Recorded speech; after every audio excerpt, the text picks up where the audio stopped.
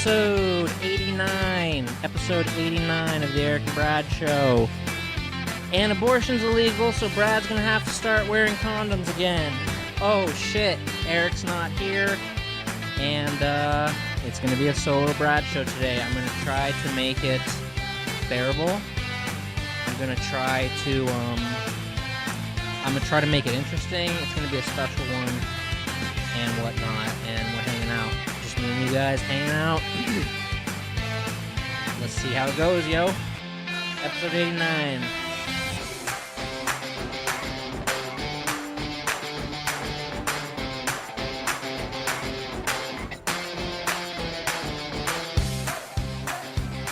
ErickandBradShow@gmail.com, ErickandBradShow@gmail.com. You can email us if you would like. I don't think I was gonna do an episode this week. However, here we are. No Erick. Erick is off to the land of Idaho to get married. Woohoo! And get drunk and fall in a lake. Both those things are probably gonna happen. I would bet money on it. I am still nicotine free.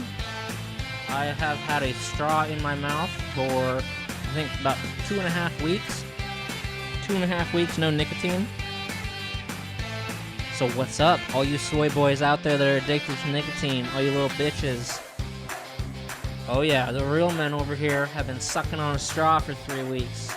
Oh man, my fucking cheeks are sore from all the straw sucking I've been doing. You know what I'm saying? Oh, that song's over. Okay, episode 89 of the show, and it's me, Brad. So I had a couple ideas. I wasn't gonna do an episode, but here we are.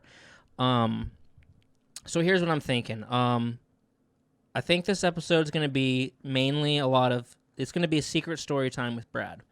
I got a story that I have kept in my back pocket for a long, long time. And right now it's like there's not much content for me to talk about. We could talk about the abortion thing, but we'll just wait for Erick and see how it all plays out. Let the man go get married. And I'm not gonna sit here and talk about abortion. Like, come on. I am a male person. Anyway. I've had this story in my back pocket for a long, long time that I think I've only told to maybe 3 people.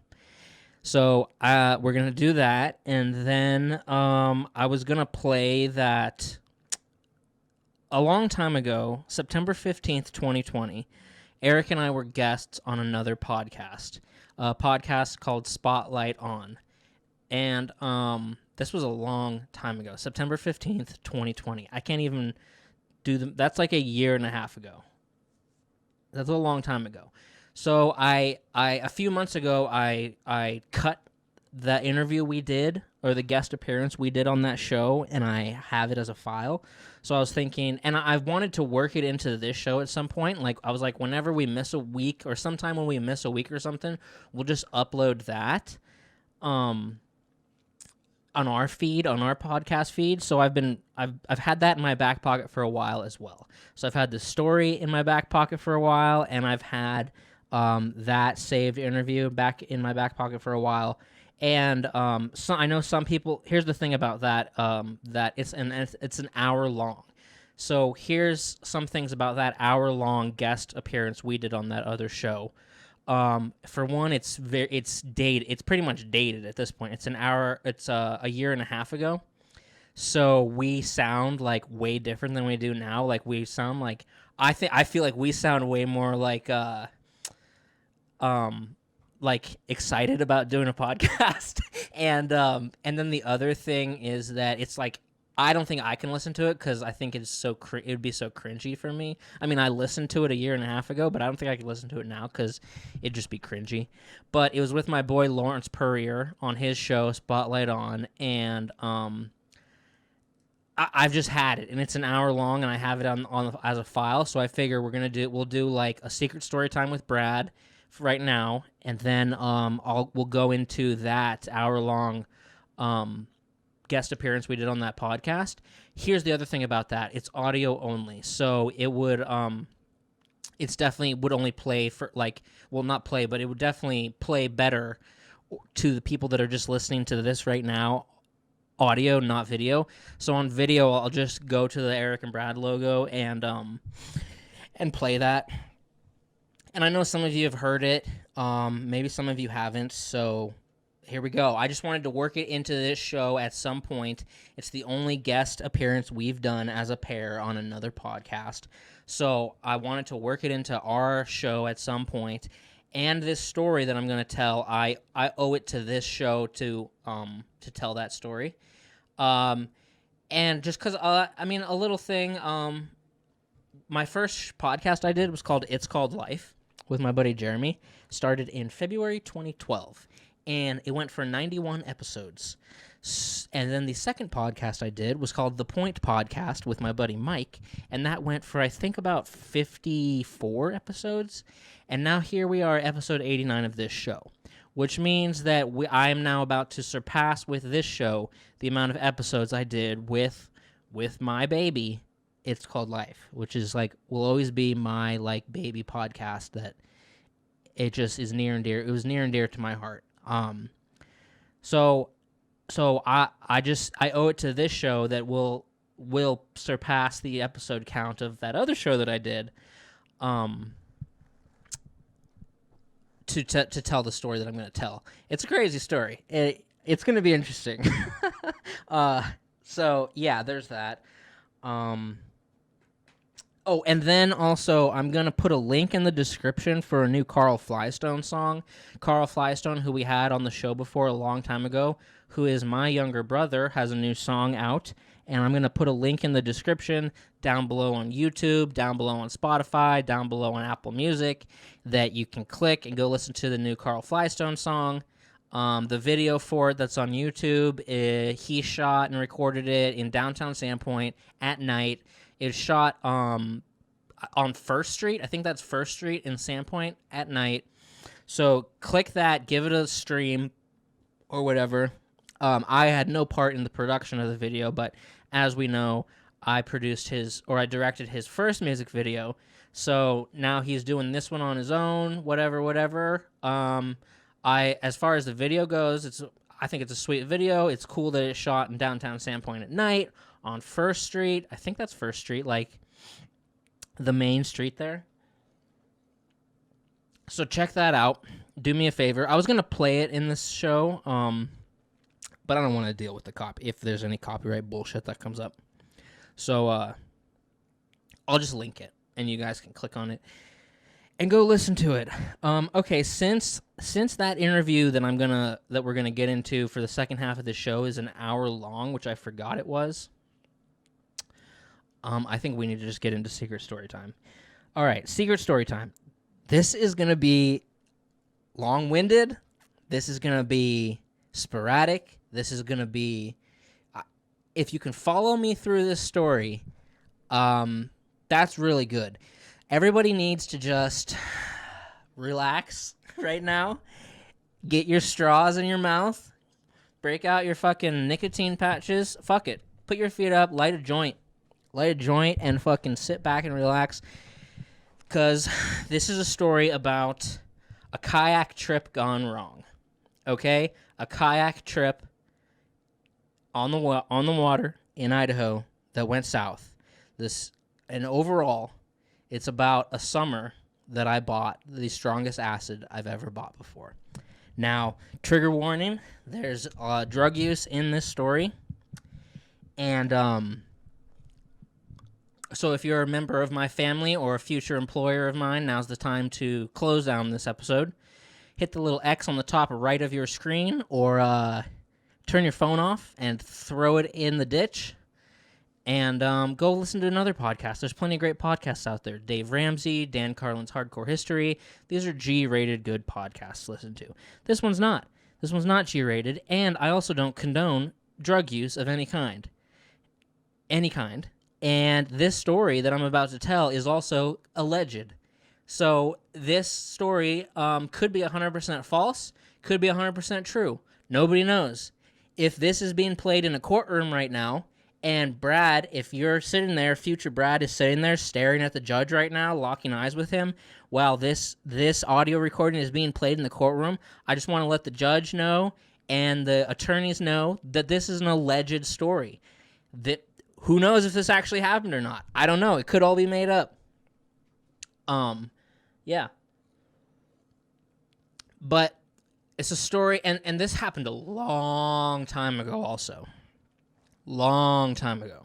It's all alleged, and the names have been changed in the story to protect the people that are in it. Let me think. So this happened a long time ago, and it was a summer when I was in Idaho still. And you don't just all of a sudden open your eyes and find yourself tripping on LSD in a kayak on the lake. There's a series of events that leads up to this. Like if I was going to direct a movie about this story, I would start off in the kayak tripping on acid on a lake, and then I would say like 3 months before, and then I would tell the whole story how it leads up to it, right? That's how you would direct a movie about this. Now that I'm thinking about that, it would be really cool to I would have to write like a crazy ass entertaining script because it wouldn't be that entertaining, but that sounds like a cool kind of start to a movie. But yeah, trigger warning, there's drug use in this story, allegedly. So it was a long time ago in Idaho. Young Brad was in his early 20s. And I had kind of been, for the last 2 or 3, definitely 2, 3, 4 years before this summer of mine, it had just been sort of marijuana and cigarettes and alcohol for me. The hallucinogens that I had done were all really in high school. And then I had stopped them because I was like, too much. So I stopped buying any kind of mushrooms or acid or ecstasy. I'd stopped it all. And for a while, it was just drinking and marijuana. I mean, now I've been pretty much sober since this summer. The summer I'm about to tell the story of, I've basically, for the most part, been sober since then, other than some, like, alcohol in moderation. Hardcore moderation. But with this summer, this was really the first summer I started listening to Joe Rogan Podcast. And people had been telling me about it for a long time. And he was around episode like 700 or 800 or something like that. And I had so much time since I was listening to it at work that I like listened to his newest episode that he did and then worked my way all the way back to episode number 1. Literally listened to all of them. I don't listen to the show anymore, but there was a time when for like a long time at work, all I was listening to was Joe Rogan Podcast. And it really had an influence on me. And this was like a long time ago, and it was sort of where Joe Rogan's podcast was different than it was today. I think today it is a completely different show than what it was a long time ago when this summer of mine was taking place. And he talked about a lot more sort of underground, off the fucking, out of left field things, conspiracies and hallucinogen usage and stuff like that. Now I feel like it's more political or more just, I don't know I don't know, but I feel like it was a lot different back then. And listening to him talk so much about like DMT and mushrooms and whatnot,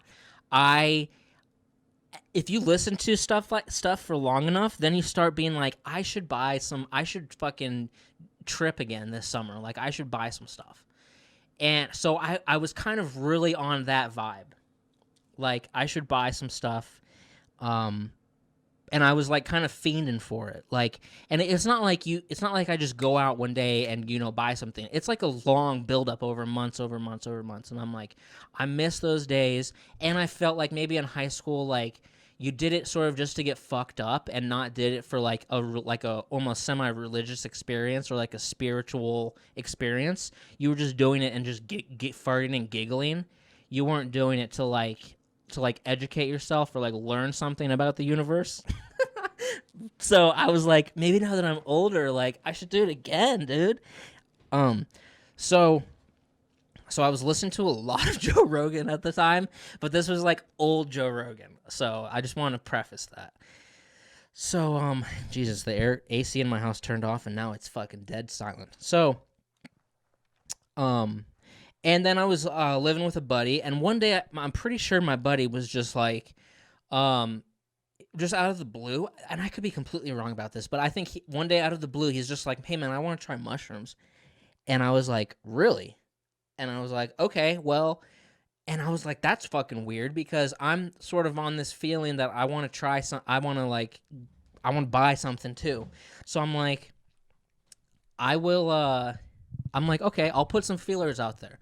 Like, I don't have the connections I used to, but, I know some people. I know some places to start, and I'll just put some little feelers out there and just be like, hey, how's it going, old friend? Do you know of anything? Is there anything around? So I'm like, I'll put some feelers out there, which it was just a crazy ass summer, because some people I put some feelers out there with about like, hey, do you know where to get any mushrooms? Was like people I should not have been talking to, in like more ways than one. And that's a whole different thing. That's between me and myself and God. But like, so he's like, I want to try mushrooms. And I'm like, okay. And at that point, I'm like, okay, I can't do mushrooms again. So that's going to be your journey you have to take on your own. But I can try to find some for you, because I want to find some other stuff. So there was kind of that, and that's still like, these are all just stepping stones, right? So nothing happens like that. So I'm like, I'll put some feelers out there and see what's around, see if I know anybody that still knows something. Then after that, in June, is when I went to a hip-hop concert at the Gorge Amphitheater outside of Seattle, and where I tried Molly for the first time. And during a Kendrick Lamar show. So Kendrick Lamar was the last performer of the festival, and the sun had gone down and it was dark outside, and we had just popped some Mollies like an hour or two before that, because some girl randomly sat next to us and like offered it to us. Maybe not randomly, since it's like a music festival, but it was like really lucky timing and everything. And we were like, yes, please give us like fucking 3 of them. And so me and my buddy like split the 3, 1.5 each. And like as soon as Kendrick Lamar came on, like a fucking breeze was coming up the hill that we were standing on, and it was like it felt like you were flying. It was like,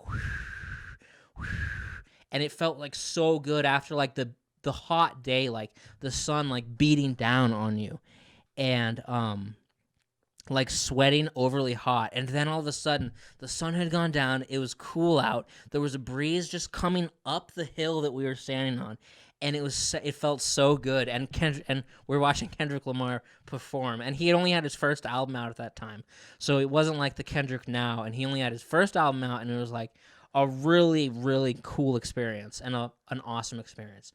So then after that, it was like, okay, I want to buy, I think I was looking for, I don't know what I was looking for, but I was like, maybe I was just looking for more Molly, because I was like, it felt really good. And for those who don't know, Molly was like, I don't think kids really do it that much anymore. I don't know, but like ecstasy is MDMA, and then Molly is like the pure form of that. So ecstasy is always like cut with something else, like speed or heroin or something, and I don't like ecstasy at all. I've had terrible experiences with it.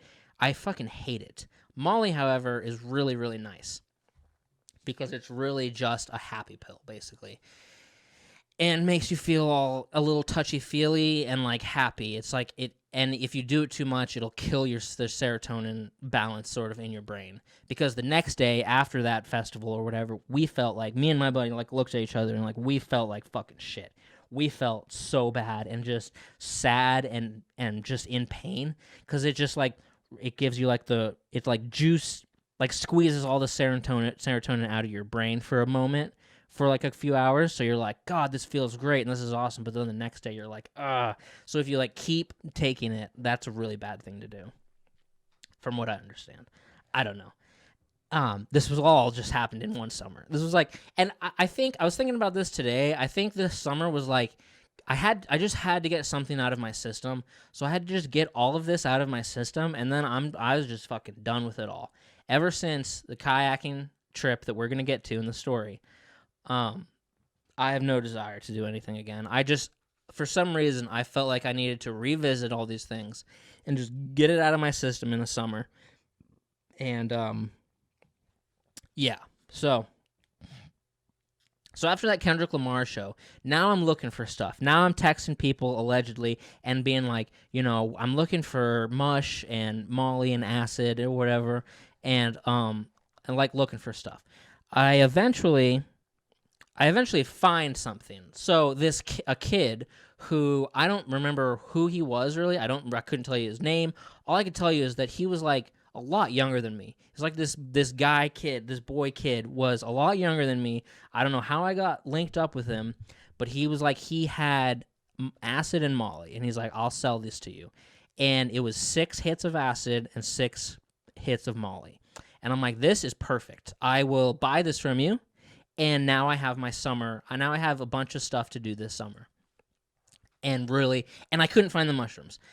Later, I found mushrooms and just gave them to my buddy who wanted them, and I didn't take any of it because I can't do it anymore. So later, I did that. That might have been like months later. That might have been like months later, and I didn't want anything to do with it. But the Molly and the acid, I was really excited about because I had done the Molly at the Kendrick Lamar show at the Gorge, and the acid I had done before. But for me, it's easier to manage the acid than the mushrooms by a long shot. So I had found 6 hits of each, and this was right before 4th of July. So this was like days before 4th of July. So me and my buddy have an idea where we're going to take Molly and watch the fireworks at City Beach and then go to the bar. So that's the plan for 4th of July. We're going to take Molly, watch the fireworks at City Beach in Sandpoint, and then go to the bar, the 219. That's the name of the bar. So 4th of July comes, and then this 4th of July was like the craziest day of my life. So here's how it went. I woke up in the morning, and my roommate wasn't home all day long. I don't know what he was doing, but it was just me. And at like 10 o'clock in the morning, maybe 9, 10 o'clock, these drugs that I have purchased, the Molly and the acid, are like burning a hole in my pocket, basically. So I pop a tab of the acid at like 9 or 10 in the morning on 4th of July. Because, Ed, you asked me why, couldn't tell you. Was it a good idea? No. Because I hadn't tried it before, I don't know. This acid, this LSD turned out to be the strongest shit I ever bought in my life. It was fucking strong. And people always say like, yeah, we took just of double dipped acid or whatever. And I'm like, double dipped? I'm like, okay, so I'm going to call this double dipped because this shit was strong as fuck. Take it, put it under my tongue. It just hangs out under my tongue for hours and hours and hours and until you fucking finally swallow it.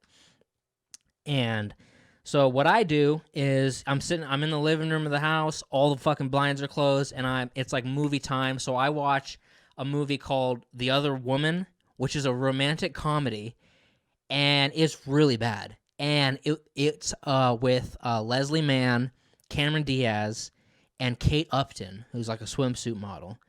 And Nicki Minaj is in it too for a little bit. And this is a rom-com, and that's not a good movie. And it was just stupid. It was just a stupid movie to watch. And I've never watched it since because I couldn't. And I'm like, that sucked. And then for some reason, after that, I watched the movie Eyes Wide Shut. I'm sitting there in the living room just watching movies on acid now on 4th of July, like middle of the day. So then I watched Eyes Wide Shut, which I had never seen before, and I had no idea what it was about. I just knew Tom Cruise was in it, never seen it before.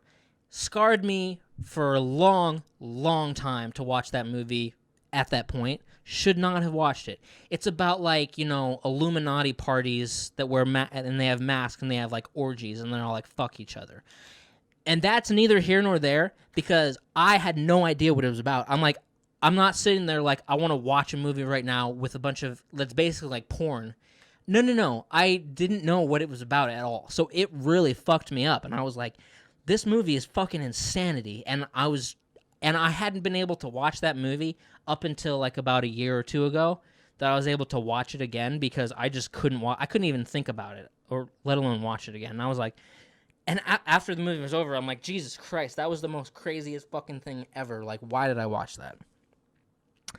So then it's about, I don't know, 4 o'clock on 4th of July. And I gotta go pick up my buddy, and then we're gonna go to the bar before the fireworks. And I'm like, okay, so I take a couple Mollies because I'm gonna pick him up, and so that we have them to watch the fireworks at City Beach. But I'm still kind of tripping, so then I'm driving around town. It's like sunny day out, and pick him up, and I tell him, I'm like, yeah, like 6 hours ago or whatever, I took an acid, but here I got some Mollies. Oh, I got 3 of. I think I took 3. I grabbed 3 of them because he took 2 that day, and I took 1. Before the fireworks. So, such a ridiculous story. So like. So then we go to the bar, have a beer, and that's the time at the bar, and I've told this story on this show before, where we're standing at the bar, and the bartender just looks at me and just goes like, and I go, what? And she goes, and I look at my buddy, and he's like smiling, staring at me, and I'm like, can I have a Corona or whatever I order? And she's like, oh yeah, I was just messing with you. And I was like pissed. I was like, what? That is not cool, dude. That is not funny. Sure, I may have looked a little fucking high, but I was like, that is not a funny thing to do to somebody, high or sober or whatever. Make them think that they're just like hearing gibberish come out of people's mouths. That's not funny. And I'm like, I'm now like in the middle of this day that I just was too many drugs in a day, and I was like, that is not funny. So then we like hang out, and I think my buddy pops his Molly, and we're hanging out for the sun to go down and the fireworks show to start. And then like I take mine, he takes another one like after a few hours before the fireworks.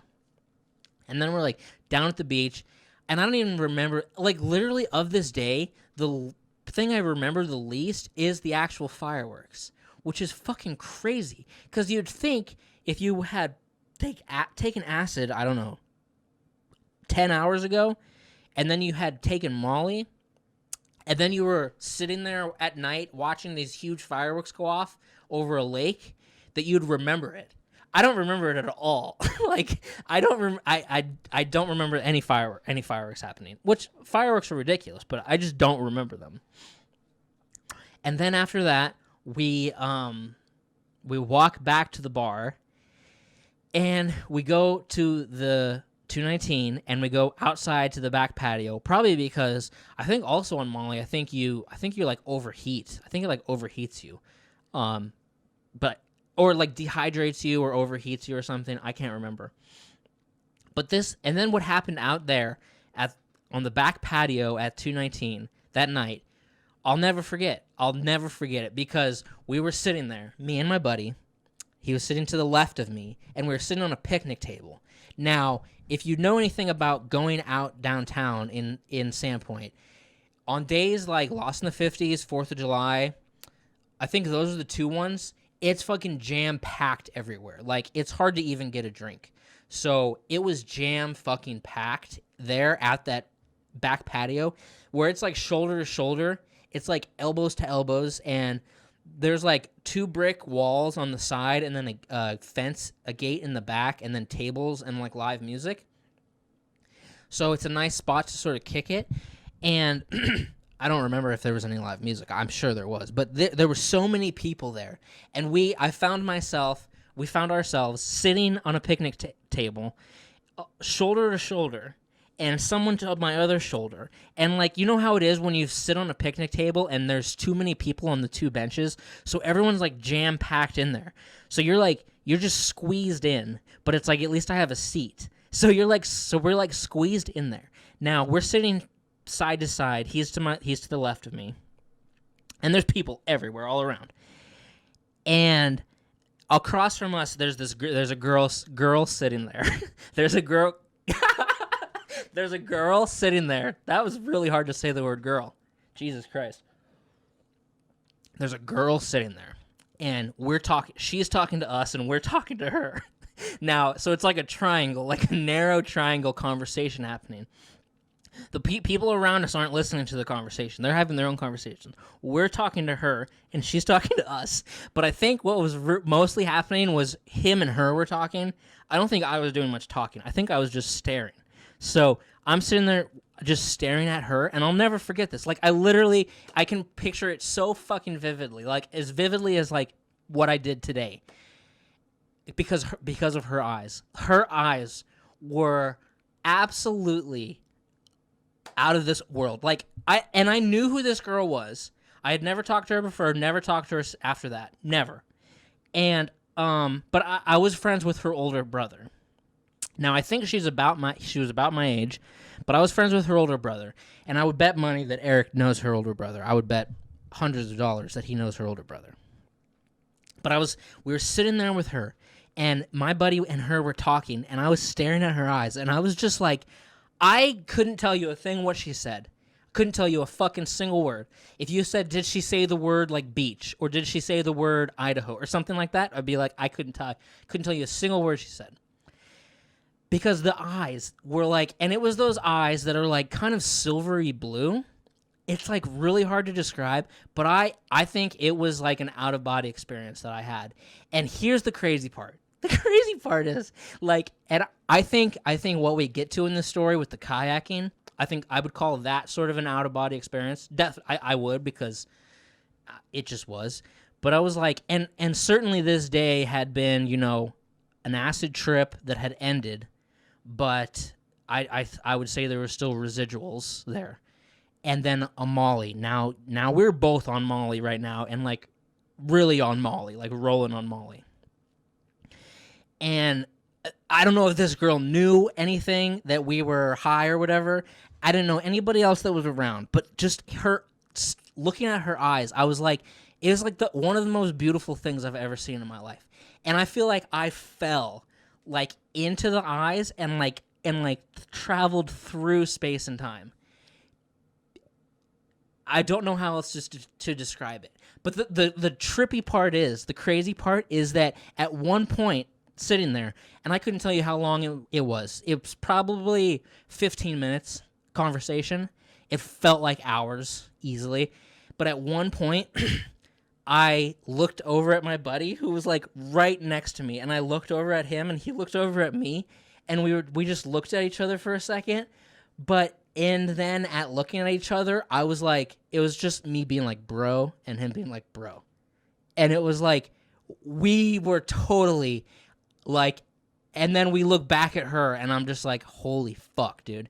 And then after that, after the bar, after we left or whatever, he was like, dude, that girl's eyes, dude. And I was like, oh my God, dude, right? Like, so, I don't know. It was just insane. Something was going on there, and I don't know what. It was otherworldly. Now, would it have been the same if you weren't high, you know? I don't know. I can't answer that question. I can only tell you what happened, allegedly. And it was like, it was just crazy. And I'm sure lots of people have had moments like that, but I feel like I fell, like, through space.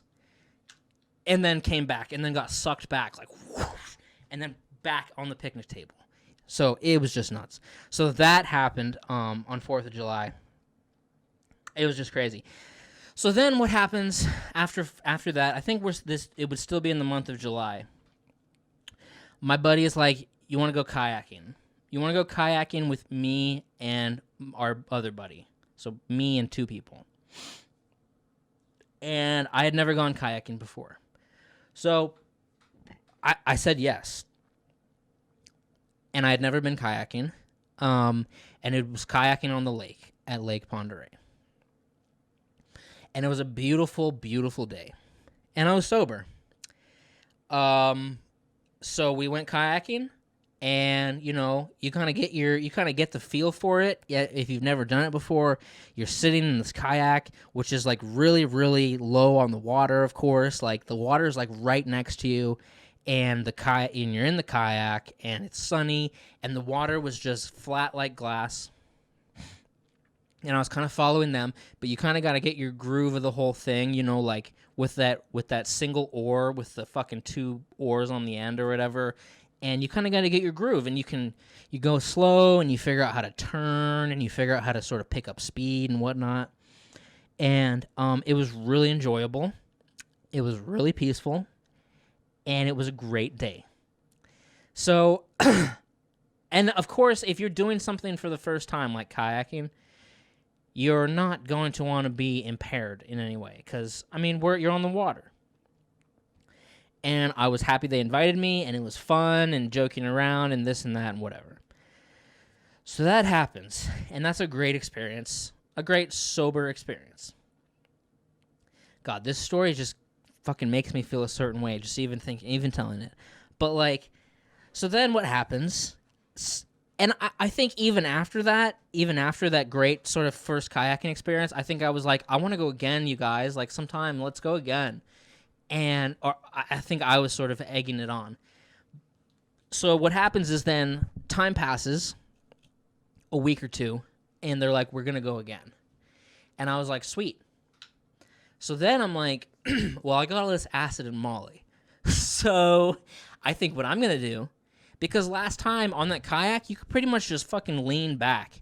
And I think my buddy would even, like, take his feet out of the kayak and, like, put his feet over, like, straddle the kayak with, like, each foot in the water. And, like, it was, like, lounging on the lake. So it was, like, really peaceful and nice. So what I'm like is, I'm going to take some acid, some LSD, and for this kayaking trip that we're going to go on, and sort of heighten the whole experience, and really experience summertime and kayaking, right? I'm like, why wouldn't I? So the day comes where we're going to go kayaking at, like, say 1 o'clock or something like that. And I'm like, all right, so a couple hours before that, I'm going to take a tab of acid, put it in my mouth under my tongue, and just hold it for a while. And then we're gonna go kayaking. It's gonna be fucking great. And I also, so at the Kendrick Lamar show at the Gorge, the girl who sold us Molly, she reached into her pocket and pulled out, like, 4 Jolly Ranchers and was like, you guys should have these. And we were like, oh my God, that's a great idea. And she was like, yeah, I know. And she, like, had one in her mouth. So she gave us these 4 Jolly Ranchers, and then as soon as we popped one, we, like, looked at each other, and we're like, Jolly Ranchers, dude. Jolly fucking Ranchers. So before we went on this kayaking trip, like, me and my 2 buddies that I had taken acid for, I had this giant bag of Jolly Ranchers. Like, even though it was a different drug, whatever, I had a giant bag of Jolly Ranchers. I had a beach towel, which was my favorite beach towel that I've ever had, because it was big. It wasn't like a normal beach towel. Like, people take a normal beach towel and lay it on a beach, and it just seems too small for me. This one was like a big one, and it had my initials embroidered on it, BDR. Okay, so I was like, I got my favorite beach towel. I got my fucking bag of Jolly Ranchers. I'm wearing flip-flops and basketball shorts, and I have a Vancouver Canucks hat on that I had purchased when I was here, actually, in North Dakota. I purchased a Vancouver Canucks hat on the internet.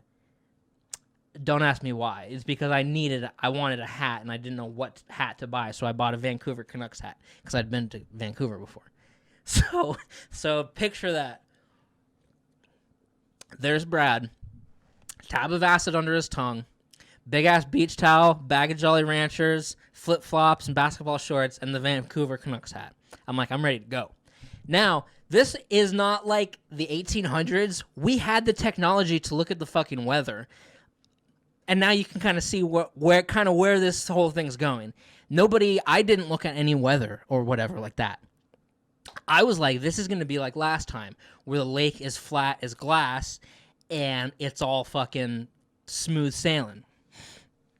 So then what happens is, as soon as the buddies come to the house and us 3 are together, me and these 2 guys, I accidentally, like, take a drink of something and swallow the acid that's under my tongue. And I'm not feeling any effects yet. So, God, it really just makes me nervous just talking about this. So I I swallowed on accident, and I haven't felt any effects yet. So then I'm like, oh shit, what if I didn't get enough out of that one? What if this was a whole lost cause because I accidentally just swallowed that? So as someone who was experienced as me in how to take these things, I did something that a very inexperienced person does. And some of you may have already guessed what I did. So then I took another tab of acid and put it under my tongue and was like, I don't want to miss out on I don't want this to be another sober kayaking trip. I want this to be a trippy kayaking trip. So I'm going to make sure that it is. I'm going to make sure. So I take another one and put it under my tongue. This really powerful stuff. So I'm like, I'm ready to go. We got to go. So then we go. And we pull up to the spot where we're going to launch our kayaks. And we get out of the car, and I'm standing there looking at the lake. And what am I looking at? I'm looking at white caps and huge waves and overcast clouds and wind and rain. And that's what we're dealing with. And I'm standing there on a dirt road, standing outside of the car in my Vancouver Canucks hat with my flip-flops on and a tab of acid under my tongue and my bag of Jolly Ranchers. And this is not the same lake that we had kayaked on previously. I mean, no, it is the same lake, but it's not flat glass of no wind. No. These are waves. These are white cap waves crashing against the rocks that we're going to get our kayaks in. And I have only kayaked once in my life at this fucking point where it was flat glass peaceful. And it's just insanity. The fact, and we don't have life vests. We have no life vests, which is actually against the rules. Like, you're supposed to have a life vest with you, like, legally or something like that. And we have these three and so here's the thing. And here's the thing. Here's the fucking whole deal. Is that I'm actually a really good swimmer. And you would probably look at me or hear me and be like, no, you're not. Okay, now if I tried to swim a long distance, I would probably cramp up really quickly and cardio would be an issue. But I took so many swim lessons because, like, advanced swimming lessons, I went through a class of advanced swimming lessons and I liked it so much I took it twice as a kid of, like, freestyle, breaststroke, butterfly, backstroke, and learning the technique of all these swim techniques because I enjoyed it so much, believe it or not. And I'm also have a lot of confidence as a swimmer. I'm overly confident, right? I definitely feel like I could swim across that lake. And also, like, at the Pack River Bridge in Idaho, we would have competitions how long we could tread water, who could tread water the longest. And we'd be out there for like an hour or more just treading water and being like, who's going to fucking give up first? So you're not going to get me scared, really, in that situation. Now, should I have been? Yeah, I should have been. I should have been because as a sober human being, it was a bad idea to get into that lake in a kayak as a sober person. And I was tripping on fucking crazy acid that I had taken too much of and that was too strong. I was not ready for that shit. And those motherfuckers, we all went in, and you walking down these fucking sharp rocks that's like straight down, and you're putting your kayak in and you're getting in, and then right away, it's like, this is way too much. So here's what the whole thing was. My buddy had planned this out. It was like we were in a cove, like a really big cove. And the whole journey for the day was going to be to go from this cove out along the beach, quote unquote, to another cove that was a beach. But we put our kayaks in Cove A, and then to get to Cove B, you go out and go down this whole stretch of land, and then you get to the next cove. But the stretch of land, like, is not a beach; it's like rocks or whatever. It's like you can't like dock there. And I don't know exactly how far it was, but it was pretty far. and then we would get to the other spot we were going to, this quiet little private beach, and then we'd come back, right? If you can picture that. So that was the mission for the day. And but here's the problem, and here's what I learned right away, and that they were shouting to me. The whole thing was you can't let the waves hit you on the side of the kayak. You have to point directly at the waves. So to get from Cove A to Cove B and along this stretch of land that's in between the two, you have to go out straight into the lake, like towards the waves, like pointed, keeping the tip of your kayak towards the waves. And then when you get out there, you do a quick turn and then come back in to the other cove with the waves at your back. You can't just go like a quick sideways along the land. So you have to go out to the lake and then back like a triangle, right? Like the triangle of me and my buddy at the bar with the girl with the eyes, but whatever. So that was the whole thing. And this wasn't explained to me, like, really until we were in the water and we were dealing with these waves. So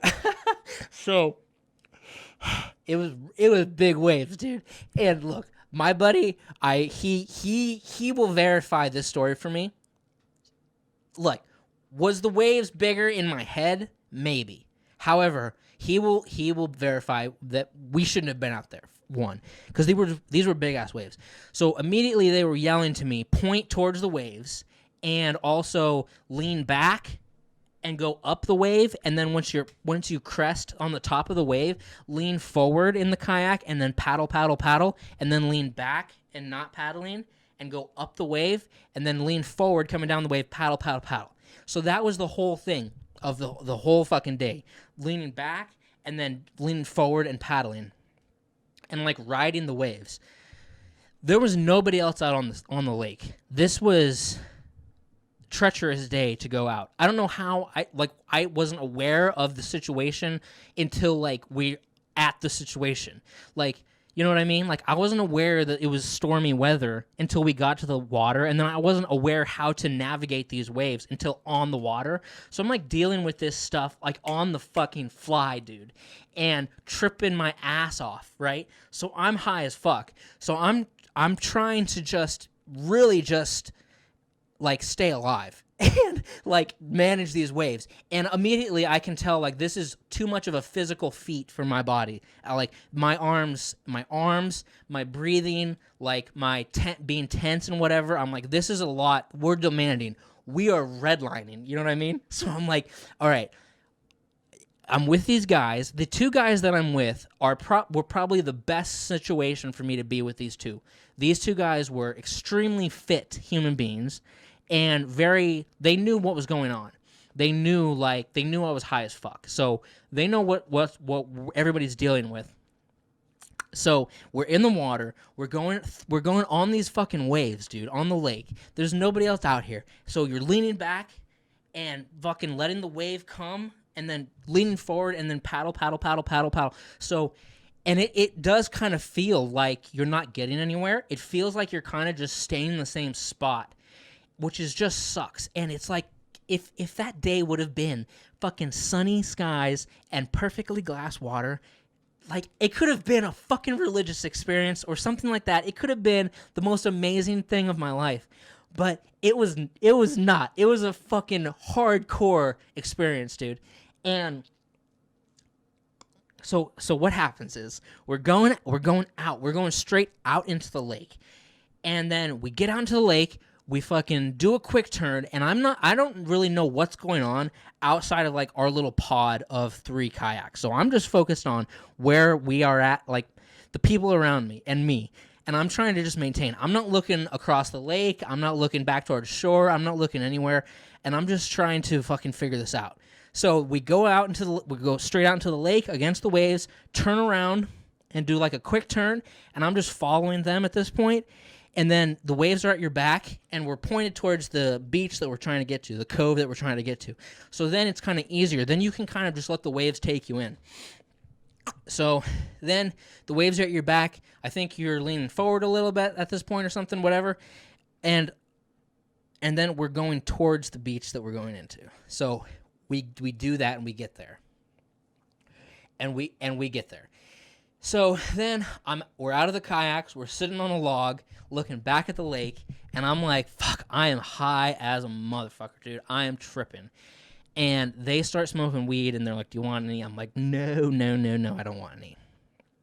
And we're wet, and I think at this point, the sun kind of peaks out. This is like, it gives us a break. We're on this rocky beach, and then they go off, and they're jumping off rocks or something. And I'm sitting there on this beach by myself. Because I'm like, go, do your thing. And I'm sitting on this beach by myself. The waves are still crashing, and the waves are still, like, monstrous on the lake. And at one point, and this almost seems like it didn't even happen, but at one point, this big red and black boat comes up to the beach and, like, tries to... next time I tell this story, I'm not going to include this part because it doesn't even seem real. But this boat is trying to, like, park on the beach, which I don't know how you would even do with a boat. Like, why would you want to pull the boat up on rocks? So maybe they were trying to just anchor themselves or something.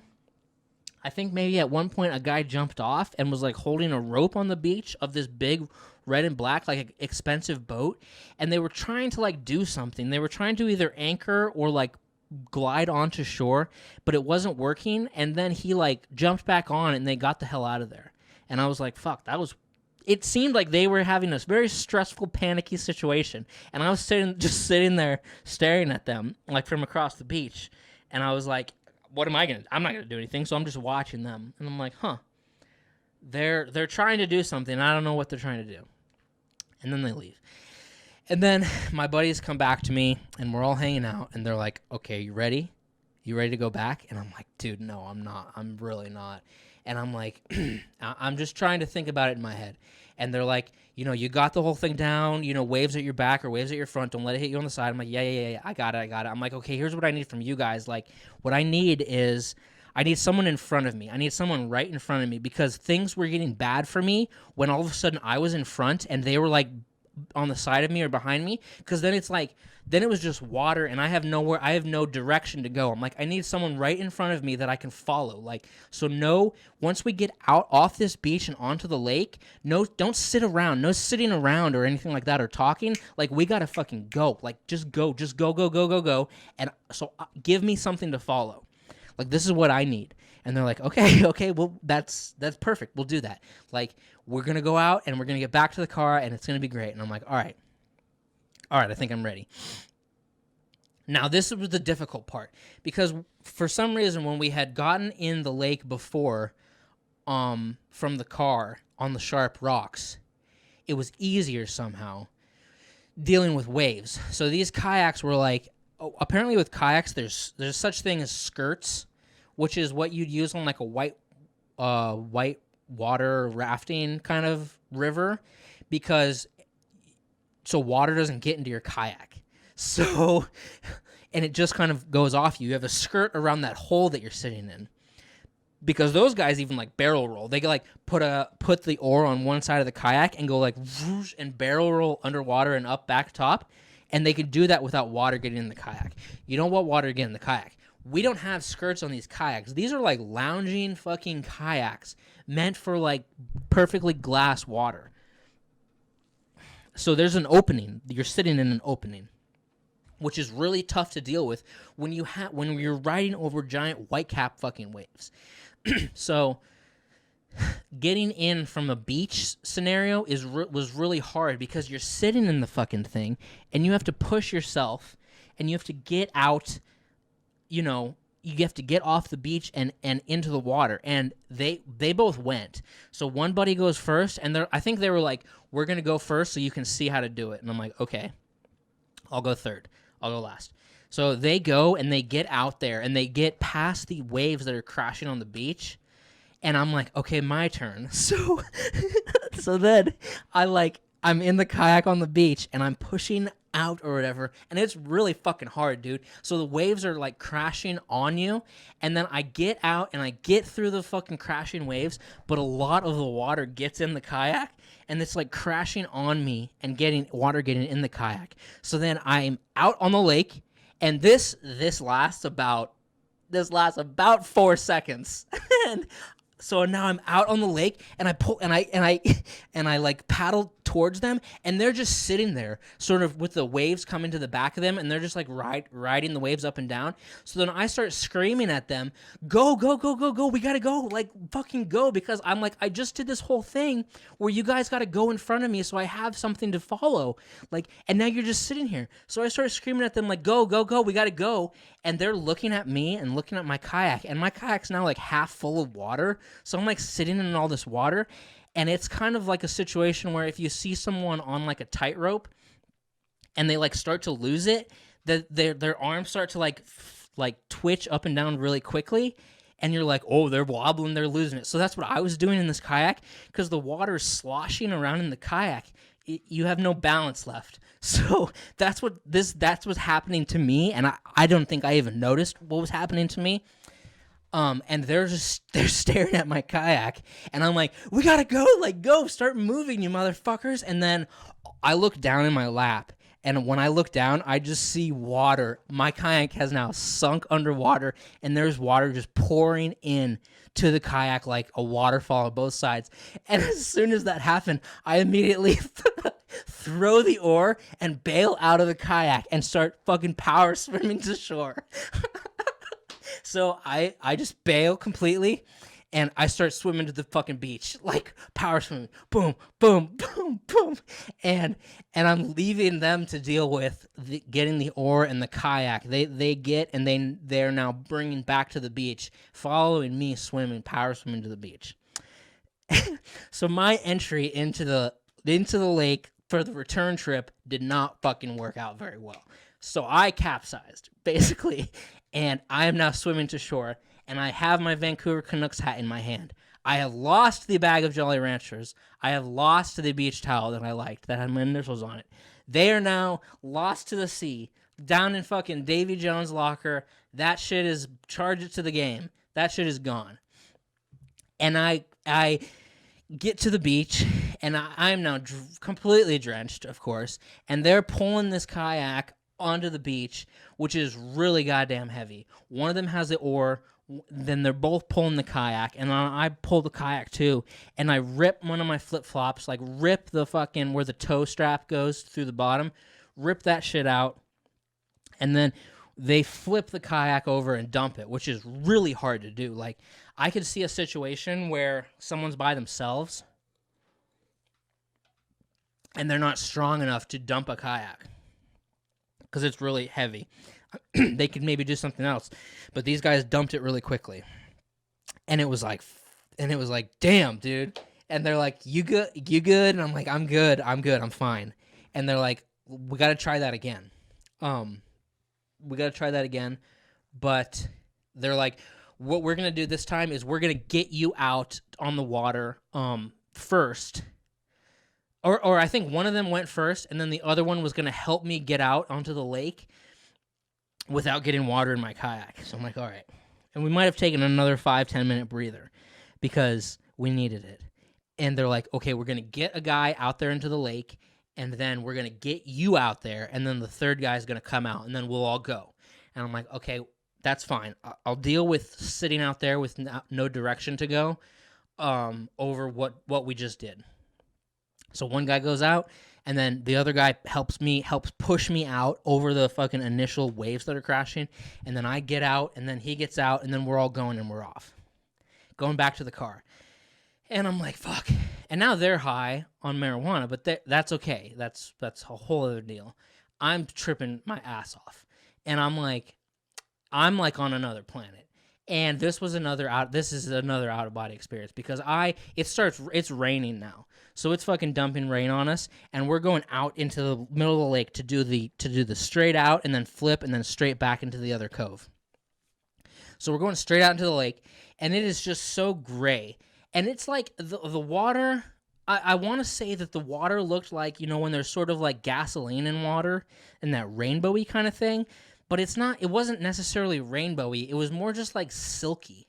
It was like silky, sort of gray, muted, and it was very muted. Like everything was gray.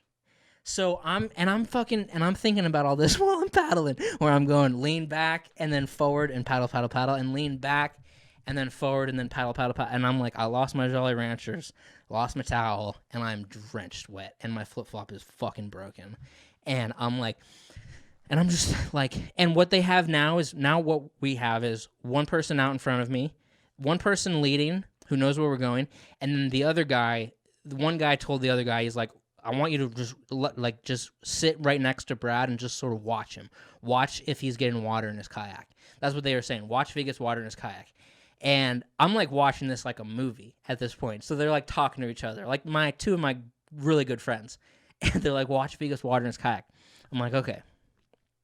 So I got one guy right next to me, and then the other guy is out in front of us like a triangle. Like the triangle at the bar, like the triangle of the cove, two coves. And we're in a triangle formation and triangle offense. And so I got the one guy right next to me, one guy out in front of me. And I'm looking over at the guy next to me, and he keeps looking over at me. Like every kind of stroke, like every wave, he looks over at me and he's checking my kayak. But I keep looking over at him too. And I'm just, every time he looks over at me, I look over at him. And then back, and then up the wave, and then down and paddle, paddle, paddle, and I look over at him. And we just keep looking at each other. And I'm like, I don't know what was going on. But the whole thing was like it was just like gray, sort of silky, muted water, but it really felt like you were on another planet. Like they have a planet in Star Wars that's just like a water planet where it's just waves. And that's what I felt like we were on. The planet we were on for this did not have land. This was a purely water planet, and I was like, this is crazy. And it was raining on us, and it was wet, and we were just, and it was just working. I had now, like, the second wind was gone. I was on nothing left to fucking paddle, and I was just fucking, my arms are just fucking completely dead at this point. This was way too physical of a fucking day. And then I start thinking, and Eric might be the only one who would appreciate this, but I was just like, I was just telling myself, I'm Hunter S. Thompson. I'm Hunter S. Thompson, dude. And I really got fixated on that. And Hunter S. Thompson, if you don't know, he was this journalist. He was, Johnny Depp played him in the movie Fear and Loathing in Las Vegas and the movie The Rum Diary. And he was this famous journalist who was a really good journalist, and he coined the term and coined the sort of thing of Gonzo Journalism. So when you hear the word Gonzo Journalism, like, that's all Hunter S. Thompson sort of coined that. Oh, man, I don't know if I'm fucking lagging or what right now. I hope not. But he sort of created Gonzo Journalism. And what that means is that if the magazine told him to go cover like a dirt bike race, he wouldn't sit in the audience with the rest of the journalists and cover the dirt bike race. What he would do is enter the race, and he would race in it, and he would then write an article about the event he was covering from the perspective of being in it. So he definitely like took journalism to a whole nother level, and took writing, because he wrote novels too, and took writing to a whole nother level by entering himself in whatever the story was. Like if he was supposed to go cover some hot air balloon fiasco in Arizona where all those hot air balloons go up and everything, he wouldn't be like sitting on the grass writing an article about the day. He would be up in the hot air balloon. So like and at the same time he did this under the influence of tons of drugs, where there was a thing on Johnny Carson, I think, where he like said the amount of drugs he does in a day, and it's just like every drug just gets in the day somehow, like this and that and this and that, and he's just like really fucked up all the time. There's like the whole movie Fear and Loathing. Now, this is a fascinating thing, and he's an amazing American, an amazing human being, and very talented, but what you don't want to do is like, you don't want to be like that with the amount of drugs that he would do. Like, he just lived his life on acid and all kinds of stuff. But this is what I was thinking about when I was going, lean back, and then lean forward and paddle, paddle, paddle, paddle, paddle, and look over at my buddy. And we're just in the rain and on this fucking lake with no life vest or whatever. And I had already capsized, and it was all fucked. But I was like, I'm Hunter S. Thompson, dude. Like that's what I had to just keep telling myself to keep going. And Hunter S. Thompson also had a great quote that I love, where he's like, he believes music is so powerful that if your gas tank in your car hits empty and you run out of gas, if you have the right song playing in the car, you'll fucking make it another couple of miles or something like that. Love it. And so I'm Hunter S. Thompson, dude. Like, if he had to cover some kayaking thing, like a whitewater kayaking trip or on the lake or something, this is what he would do. Like, don't back out. And to this day, and to the rest of my life, I will die on the hill that if put every American in the scenario of my day that day, I think that the vast majority, I think probably 90%, I'm going to say 80 to 90% of Americans in that scenario, when they had gotten to that beach, they wouldn't have gotten back in that lake. If they were as high as me on 2 hits of the strongest acid fucking anyone could have bought, I'm gonna say that if they would have gotten to that beach where we were sitting on a log and relaxing, they would have not gotten back out into that water. But I went back out into that water. Not only that, I then capsized and then went back out into that water again. I think they would have said, I'm staying here. Come get me. Come figure out a way to get to this cove. I'm staying here. Come get me. I'm not getting back out into that water. But I got back out into that water. And I'm like, I'm fucking Hunter S. Thompson, and I'm going to do this. And we're going out into the lake, straight out into a lake with nobody on it, but white cap waves. Lean back. Lean forward. Paddle, paddle, paddle, paddle, paddle. Lean back. Lean forward. Paddle, paddle, paddle, paddle, paddle. Now we get to the point out in the lake, the fucking point we need to get to. We do the quick turnaround, and that's a quick turnaround like in between waves. You like go up a wave and then turn your kayak really quickly, because what you don't want is to get hit on the broadside with the wave. So then we're coming back in to the cove where the car was. And this is where you can just sort of relax and just ride the waves. Now, that's what we're doing. One buddy's on the left of me, one buddy's straight up ahead, and we're just sort of going really mellow now, just sort of up the waves, down the waves, really mellow, just working our way back into the cove.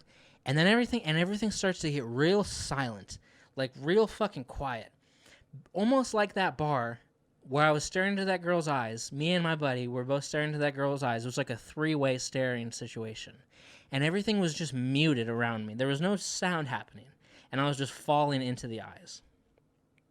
Now we're working our way back into this cove on the lake where it's raining on us, it's cold, it's windy, and everything's really quiet. And you can't really hear anything. Oh man, I feel like I'm lagging.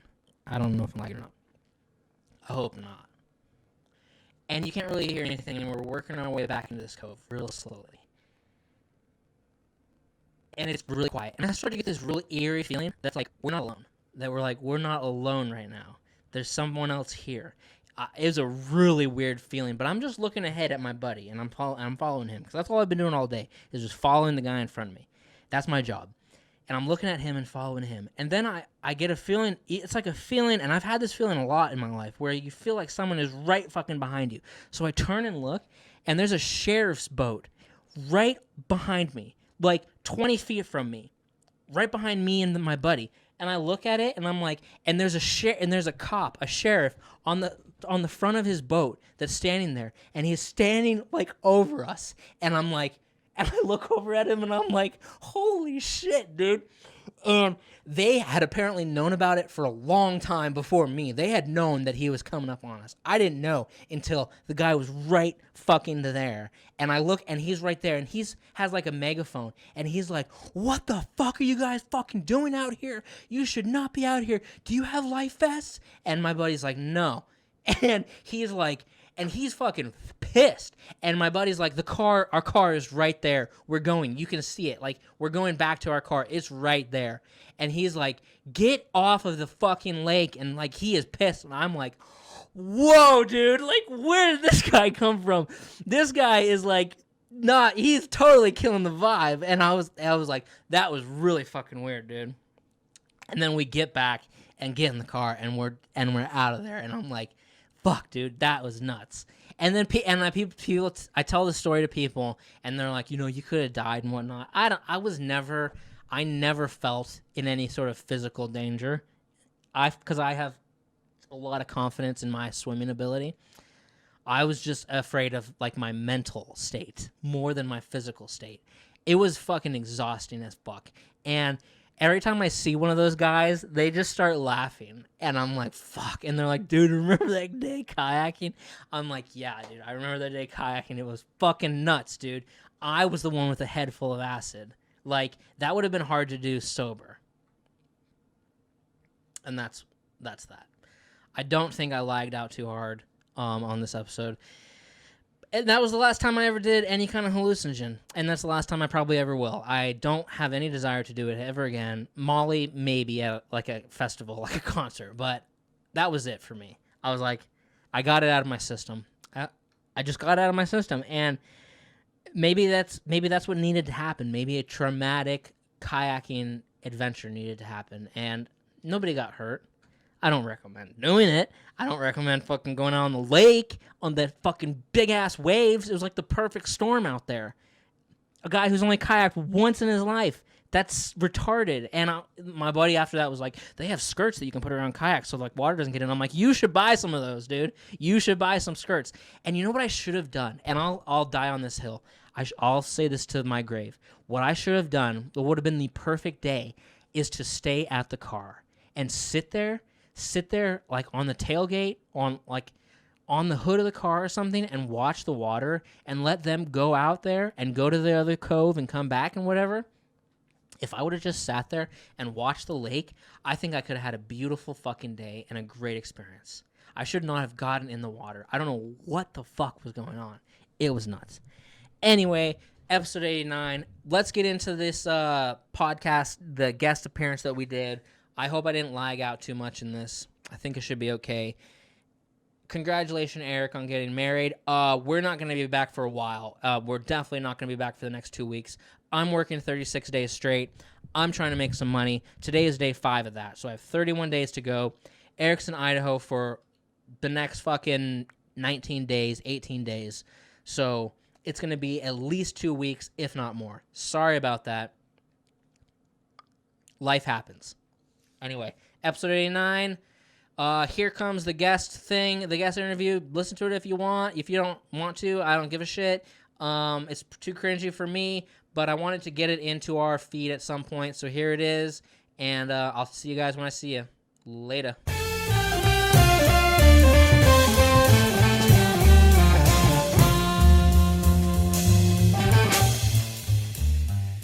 First of all, Jesus Christ, what a professional setup you have there, Brad. Like, you look crystal clear, you sound crystal clear, you're like well lit.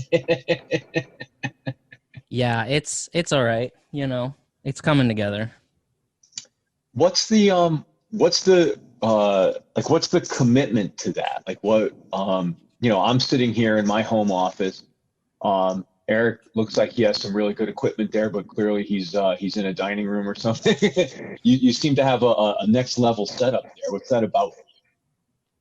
I mean, so a few years ago I tried out the whole Twitch thing, and I guess I had done podcasting before that, but I tried out the whole streaming on Twitch thing, and everything kind of got, like, with the PC I purchased and the monitors and stuff like that, it sort of ratcheted up a little bit more when I tried that, although that didn't last very long.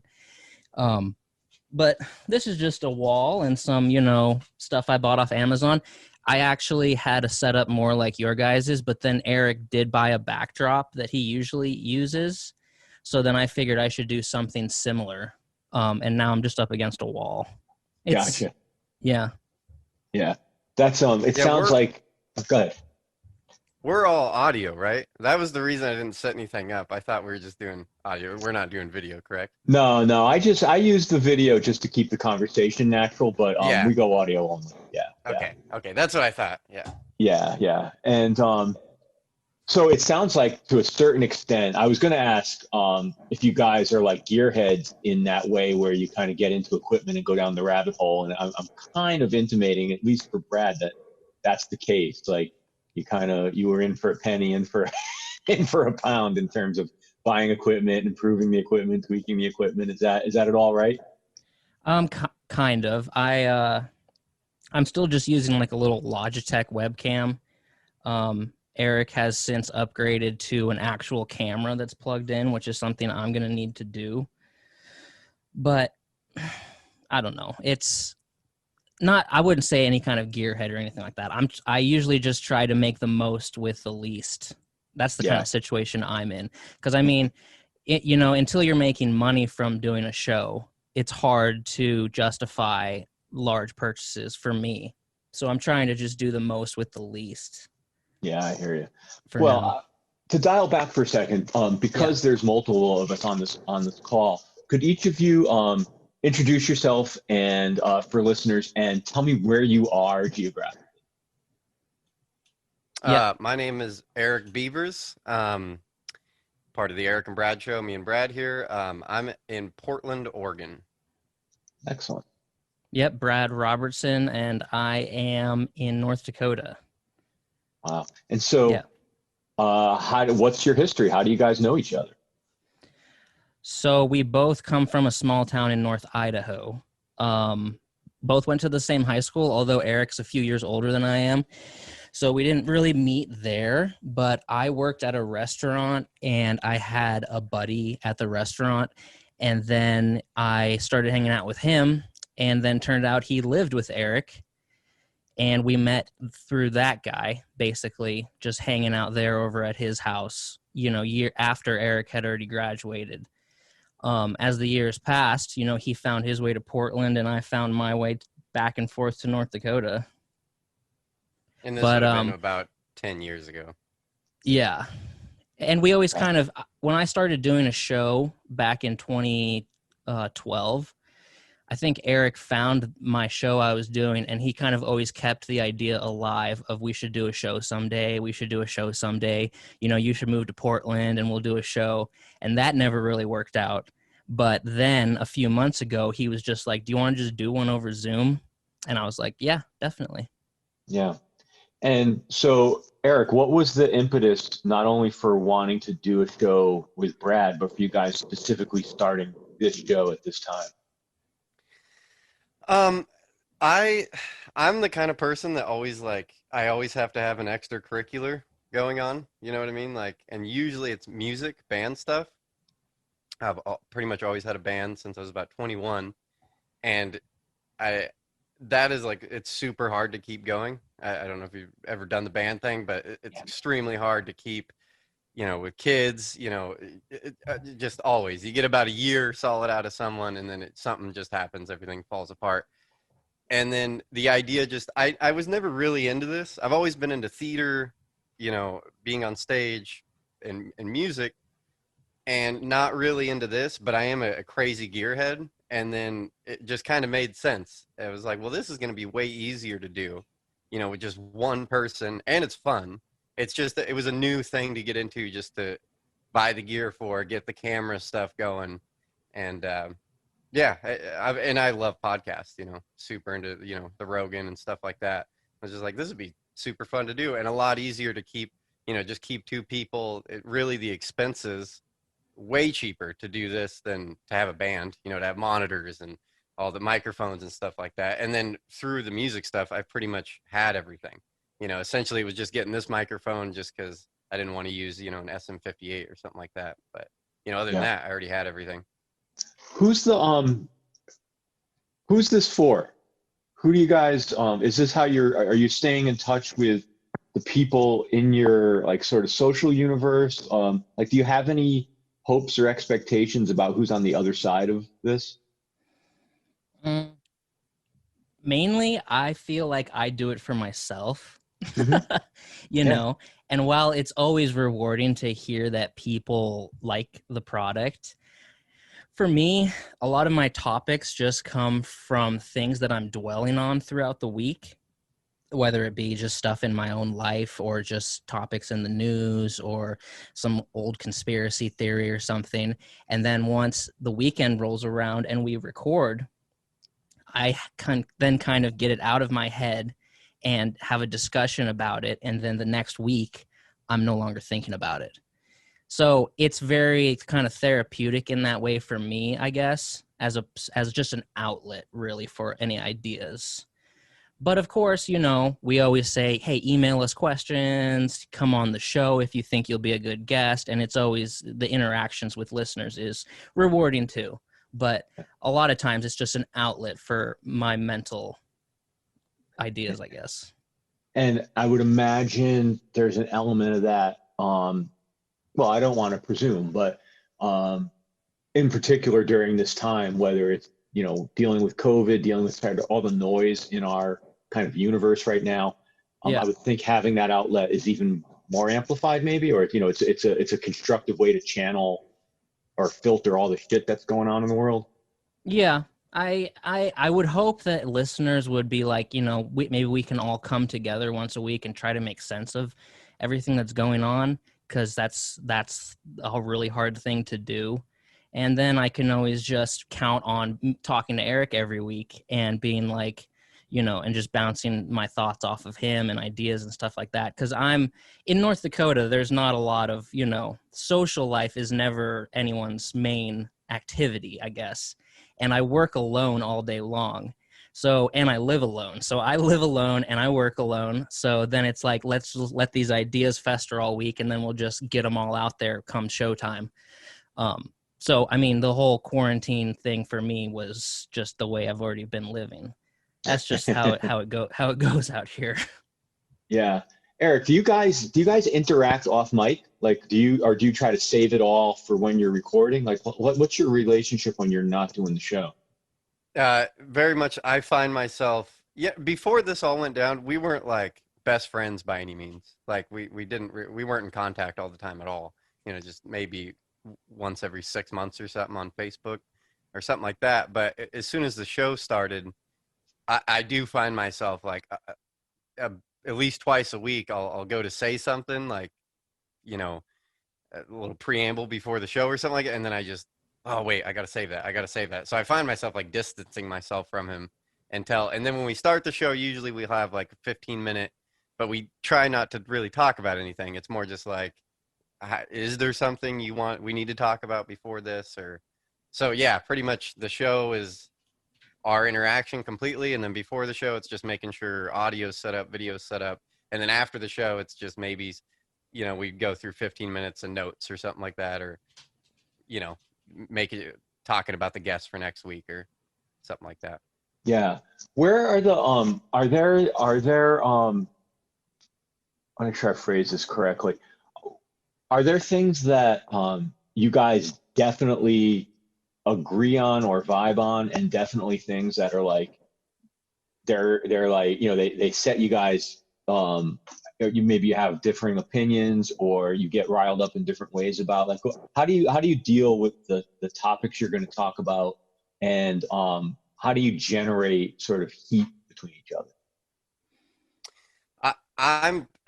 I'm pretty good at generating heat. I'm extremely bullheaded, and I think it kind of works because I'm extremely bullheaded. I have very strong opinions about things. I love to argue with people, and Brad really isn't that person. Brad is more level-headed, can see, you know, both sides to something. So I think it kind of works out, whereas I'll just come out throwing crazy ideas out, and he'll be the counterbalance and be like, well, maybe you should think about what you're saying a little bit. And so I that's kind of the idea for me with the show, is he kind of has the counterbalance to me just saying wild things.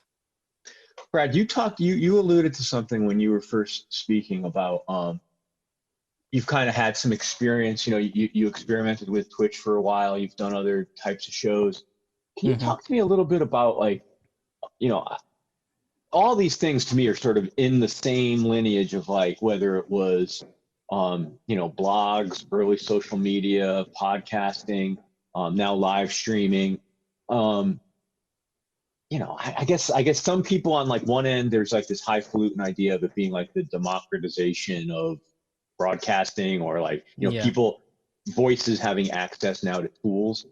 Some people, it's just like it's like, oh, cool, I can get myself out there, and they don't think about anything bigger than that. It's just like a fun thing. Like, why not? do you have is there a philosophical or a political point of view you bring to it? Like, how do you think about these tools? I mean, and like Eric said, I always really try to see both sides of everything, and which I feel is a good thing, because that's kind of like, it's just trying to be have empathy and see it from someone else's perspective, and then just try to see it from almost everyone's perspective. The problem with that is usually not being able to take a strong stance on one side, which I feel like Erick's really good at doing. And then I'm kind of just always left in the middle. And that me learning that about myself has really just highlighted it in almost every aspect of my life. And that's something that I have to just kind of keep trying to figure out. But, you know, it's interesting because, like, I talked about, I got the job at the restaurant when I was in high school, and, you know, met Erick through a mutual friend there. I would always listen to my earbuds all day at work with my iPod, listen to music, constant music listening to, and then I kind of ran out of music. So I was like, all right, I'll move on to comedy, to stand-up. And I would listen to George Carlin and Robin Williams and Eddie Murphy, and trying to just work my way back through all these greats listening to. And then I kind of ran out of that. And then I went on iTunes and I was just looking around and I'm like, what are these? And this is like 07. And this is like, okay, what are these podcasts? And like, they're free. It's free talk radio almost. I was like, I don't even care what these are about. I just know that it's free. So I downloaded a few, loved them, started interacting with the hosts, emailing questions, talking to them, friending them on social media, and really enjoyed it. And then in 2012, I was like, I think I can do this on my own and start my own show. And I found a buddy. And then it was kind of like teaching myself, like, what's an RSS feed? How do I get on iTunes? How do I buy microphones and all this stuff? And I did a show then for about a year. We did like 90 episodes because we were doing twice a week. And that was interesting, and it ended when I moved to North Dakota. Then in like 2016, I started another show with a buddy. And kind of a callback to what you asked, Erick. When I started that other show with a buddy, it was called The Point Podcast, and we did like 50 episodes before I moved back to North Dakota again. He would come over to my house and we would sit around and talk to each other for like an hour before the show, just about our week or stuff we'd been thinking about.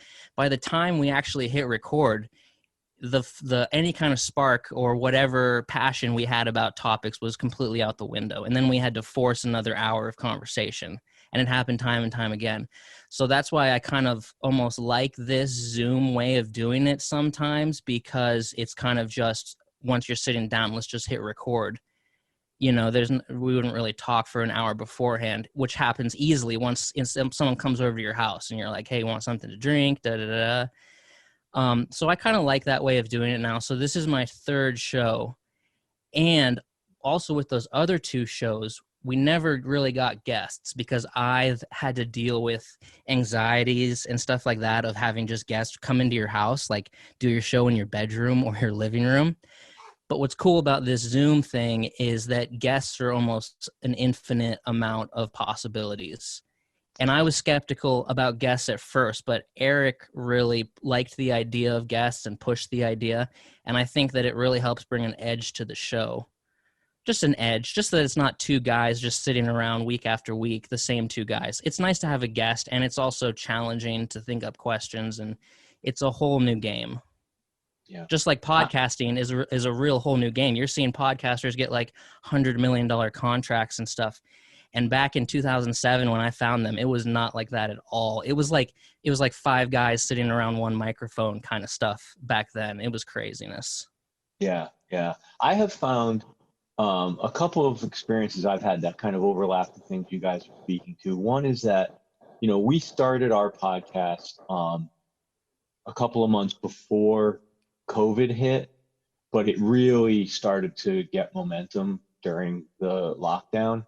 And I have found it really, I mean, therapeutic is probably the best word to use. I struggle using that word, but I have found it very therapeutic and helpful just to talk to other people and to know I'm going to do that once or twice a week, gets you out of your head, gets you sort of it opens you up a little bit. And so even if you're stuck in the same four walls for a couple months, it's sort of like I'm going out into the world in like a metaphorical way. And I'm sitting around and having a conversation. I'm certainly learning stuff. Just taking in other people's stuff is so much better than just like marinating in my own self-pity. Yeah, I mean, it's a distraction. It's like it's a project, Yeah, and I'd like to think not only is it a distraction, but it's somewhat productive. Yeah. I can't quite articulate if it is, but there is a finished thing at the end. But the other thing that struck me, because our model's always been about having guests, it's an interview show, is that it's amazing who will come on if you ask. I've been very struck by that. Like I read a book and I think I'd love to talk to that guy, and I email the author and they say yes, or an article, or a musician, or a business person. Most people are pretty cool about wanting to either share their stories or connect with another person. Part of it may be COVID, like people are just glad to connect, but that's been a fun part of it for me, because really I do it just because I get to indulge things I'm interested in. So if I want to talk to a business person, I get to talk to a business person. If I want to talk to an artist, I get to do that. And so it's very, in a way, selfish, but hopefully it's producing something that other people find interesting. All right, so you guys referenced a topic which is so near and dear to my heart. Let's talk about your favorite conspiracy theories. I know you've covered it on your show, but let's assume some folks here who are listening, haven't heard. Let's go down that rabbit hole. Okay. All right, rather than frame it that way. Yeah. What makes you interested in that line of pursuit? And I throw that out to both of you, whichever one you want to jump in and answer first.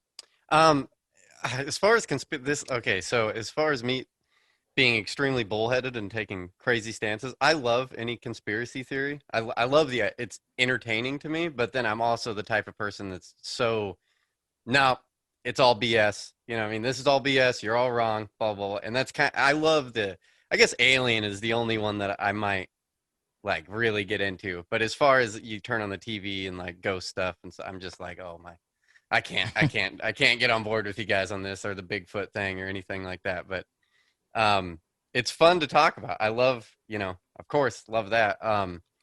Wait a minute. Pacific Northwest guy, and you're dismissing Bigfoot? Yeah, what? Oh, yeah. Yeah, absolutely. Absolutely. When I first moved out here, so I moved out here 4 years ago, actually, this week. And I went to a state park, and I know it was a joke, but on the state park sign, it had like the "Don't feed the animals" thing. And it had a picture of all the animals you shouldn't feed, and one of them was Bigfoot. And I was like, that is perfect to me. That is perfect. And I will not feed Bigfoot. So you're from the East Coast? Yeah, I grew up in Connecticut, and I lived in New York for a long time. Is Bigfoot, like, do they not even talk about it over there? I've never even thought about that. Is it way more of a Pacific Northwest thing? That was probably the most exciting thing about coming to the Pacific Northwest for me, was like to go to the land of Bigfoot.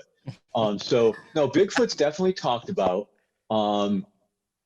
I kind of grew up like into that stuff, whether it was like Bigfoot or Loch Ness Monster. We don't really have like cryptozoology. Like there's not enough open land for us to have unidentified creatures out there. Although Lake Champlain apparently has Champy, which is like a Loch Ness Monster kind of thing. Lake Champlain in Vermont. But it's not as big of a deal. Like it's kind of a local thing. Like if you're not from out there, you might not even ever know. But yeah, Bigfoot's a thing, man. It's like, I think like he's like a national icon. Yeah. Eric, you know how thick the woods are out there? You don't think there's any chance of Bigfoot? Absolutely not. No. Oh my God. I'm not buying into it. All right. But you also raised another important point. There's kind of like, there's this line, and I think it moves for different people, between like conspiracy theory, which I think we need to talk about a definition there, and then like paranormal. And they definitely overlap, but they're two different things. So like Bigfoot to me is more in the paranormal realm, he's only a conspiracy theory if you believe that someone knows he exists but is hiding his existence from us. That's kind of how I would view it. So Bigfoot's less a conspiracy theory and more a paranormal. And same thing with ghosts. So unless there's some external force keeping the truth from us, then it's more paranormal than conspiracy theory. Is that are those okay ground rules? Yeah, that makes sense. So, but I think people who are into one bucket tend to be in the other bucket as well. Right. So the government hiding the moon landing that was faked from us that's a conspiracy theory. Total conspiracy theory. Right. Yeah. Absolutely. Yeah. And so, or and I think what they all have in common is kind of magical thinking. But it doesn't mean it's not true. Yeah. The ones that throw me for a whirl are Bob Lazar and that's when I just man, is this real? Is this real? That seems plausible. Or they had the Air Force pilot a few years ago that tells this whole story about flying in San Diego out in the ocean and sees this object floating above the ocean, and then on the radar in 1 second it went 10 miles. And the guy's he's not this crazy dude, highly decorated guy. That stuff is oh my God, aliens. So people exist. who put themselves out there, who adamantly stand by these stories, who really don't seem to have much to gain, because it's not like you're getting rich going on Larry King and talking about being a UFO expert. Why do they do it? Why do they subject themselves to that kind of thing? Yeah, that's believable. I mean, that I can wrap my head around. But then I don't know if you listen to Coast to Coast or anything, or ever have you ever? I have, but that? I don't. I can't. I can't go too deep into that. Yeah, and it's just I listen to that and oh my gosh, these people are crazy. I can't believe, and you can just tell. They get on the phone and they're just looking for 15 minutes of fame. Where you get, it's Bob Lazar, this pilot. It's they're believable characters, and then what they're talking about just seems believable. It's way more believable that there's some people out there that are highly intelligent that are just kind of watching us and making sure we don't kill ourselves. Blow the world up. Whereas the Bigfoot or Loch Ness monster, stuff like that, it's no, come on. At this point, we would have saw something like that or had real proof of it. All right, let's go through a few of these then, because I don't think I like your tone. Well, what about the simulation theory? Is that because I feel once I start thinking about that too much, then I start convincing myself that something funky is going on. Yeah. I don't with deja vu. That one's a tough one. That one confuses me because if it were true, could anybody know? Yeah, right. Because no one would be hiding it. Yeah. From us. Yeah. So let's come back. Okay, go ahead, Eric. I can't. Yeah, I guess I don't know if I'm just not smart enough to understand the simulation theory, but I've heard people go off on it. And so is the idea that everything even the people are just fake? You know what I mean? It's just like a computer simulation, or are you in the simulation with? Are they all real? Is it Matrix style, to where you just are unplugged and you're just everyone in your life, and then there's just agents that they're the computers, but everyone's real? My understanding is that the theory is that our entire reality only is existing inside of some kind of a computer or mathematical simulation, and everything we're perceiving is, a simulation inside of a computer, and that. So am I a computer? Yeah, we all are. Everything is. Yeah. And yeah. Well, you're not necessarily a computer. You're a you're an output. You're an output of the computer. Yeah. Your code. And apparently the thing that freaks me out about it, I should have brushed up on this knowing we were going to go here, is that the mathematics somehow favor that. That's the thing that's confused me over the last few years, is that there are scientists that are saying it's not just possible, it's probable.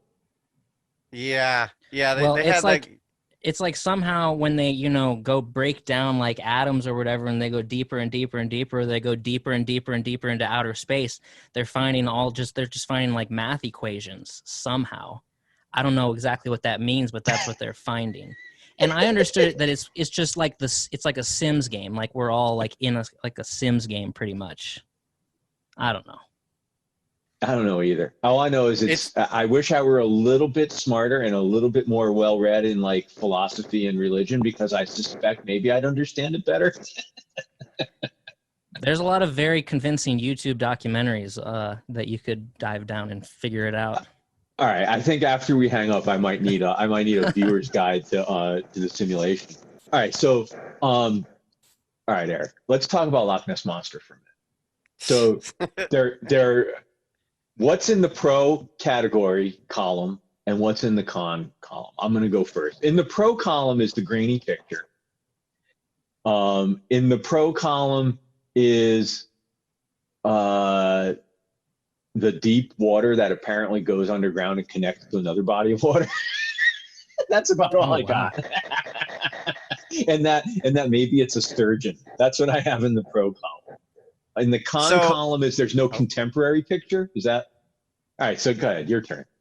So it's funny you talk about the like lakes connecting type of deal, because there's I don't know if you've ever heard about this, Brad, but where we're from, it's one of the larger lakes in the United States as far as depth. It's called Lake Ponderay. It's like over 2,000 feet deep. They do submarine testing in it. Very large lake. And I've heard a story about when Native Americans lived on the lake, 150 years ago or something like that. There's also a lake in Coeur d'Alene, Idaho, that's, I don't know, 60 miles away or something like that. Yeah. And supposedly there's some Indian girl died on the lake, and then they found her body in the other lake. And there's a theory that there's like an underground connection between the two lakes or something like that. So that is a cool idea. I don't think I've heard that one before. But I'm convinced, as far as like the world's populated, I think we've pretty much seen everything, and we have the technology to see just about anything. So there isn't, like, as far as Bigfoot being out in the woods or the Loch Ness Monster like hiding in this lake, it's like you have X amount of people out in the world for so long, and the technology is so high, any like hidden thing is just already discovered, unless it's like buried underneath Antarctica or something like that. But even then, it's like we're kind of figuring all that out. But if you're what about hiding the bottom lake, of the ocean? Do you think the bottom of the ocean is going to reveal bottom anything? of the ocean is cool, because you get that is harder. But I think we have an understanding of what's under there. But what's the Mariana Trench or whatever that is? Like, yeah, that would stuff down there. That's cooler to think about. But as far as above ground, you have planes flying over, everywhere. You have satellite photography. Like Bigfoot, come on,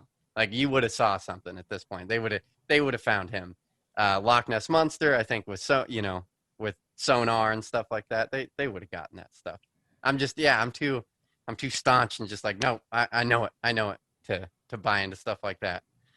Aliens Brad, are like the okay, go ahead. No, go ahead. Keep going. I don't mean to. Aliens are like cooler, because then you like introducing the idea that they have a superior technology. So then it would explain why we can't really, because they're an aircraft that are way beyond our stealth abilities. So like, yeah, of course they could get around that. They could be sitting interdimensionally. They could be in and out, stuff like that. The only one for Bigfoot is the interdimensional Bigfoot. That's right. Where it's like, okay, like, but then it's like he's pretty much an alien at that point. They got that's where the interdimensional thing is. It's kind of like it's not fair. Like you can then throw that one into anything. It's like, well, where are all the ghosts right now? Well, you just can't see them all the time. Oh, right. All right, then that's okay. All right. I guess I can concede the possibility of an interdimensional Bigfoot, but then all bets are off. Like it's not fair. Yeah, and so I'll chalk up pretty much all this, even alien or like mushroom, taking mushrooms and seeing things. Like I'll pretty much chalk most things up to just our brains are capable of like pretty much anything.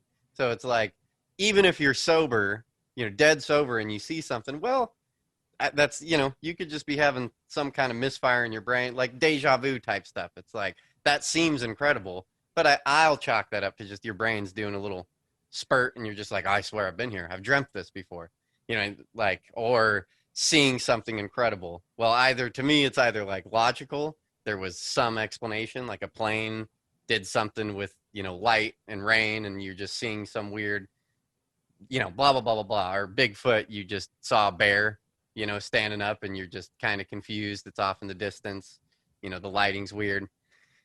But I'll chalk all that up to just our brains are, insane. Especially like, not to get weird, but like if you take mushrooms or something, just then it's like, oh my gosh, what you're capable of seeing and what, then it's like interdimensional stuff. You're just like, I swear I can see this. Just so it sounds like the common theme between what you're talking about is like, you can concede in certain areas there's things we don't know. So like in the Bigfoot Loch Ness Monster thing, you're kind of saying like, we should know because it's within our current technological ability to grasp that, but we don't necessarily know how the brain and the mind work. So there's a little bit more possibility there.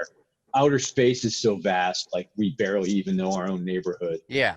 And kind of the bottom of the ocean is the same way. Like you have to leave room because we don't know yet. So, and something since I was a little kid that's always fascinated me, like thinking about this, is, the idea that like, if you lived in a world where no one had eyes, trying to explain to someone like what vision is, you know what I mean? I've always been fascinated with that. Like if no one could see anything and then one person could see, and you're trying to explain to all these people, like, this is what vision's like, it would be, you could never explain that to someone, or taste, or, all your five senses.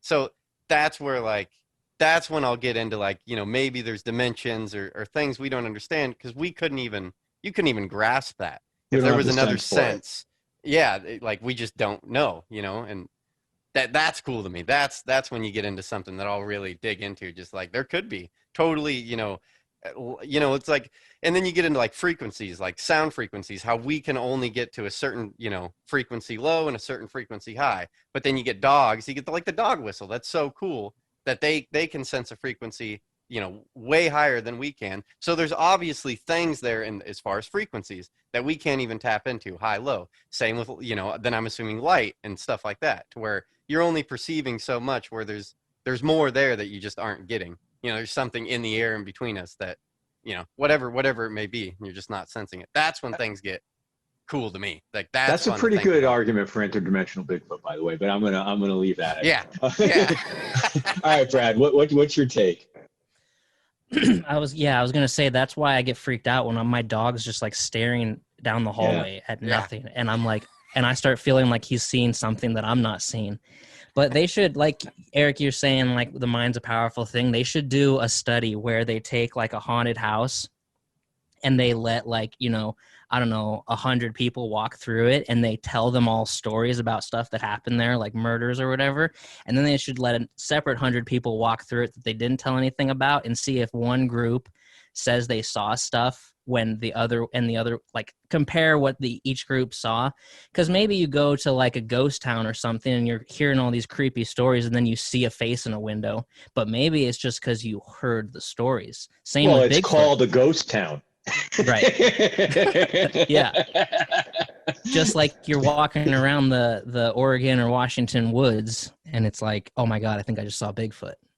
If there was no Bigfoot before that, would you still have seen that? I don't know. Yeah, I mean, I would love to know, like, the guy who filmed that Bigfoot video, clearly somebody knew of a Native American tale about the Sasquatch Yeti thing in the woods that wasn't really like widely known, and said, ooh, there's something fun to do there. Like, there's a joke to be played.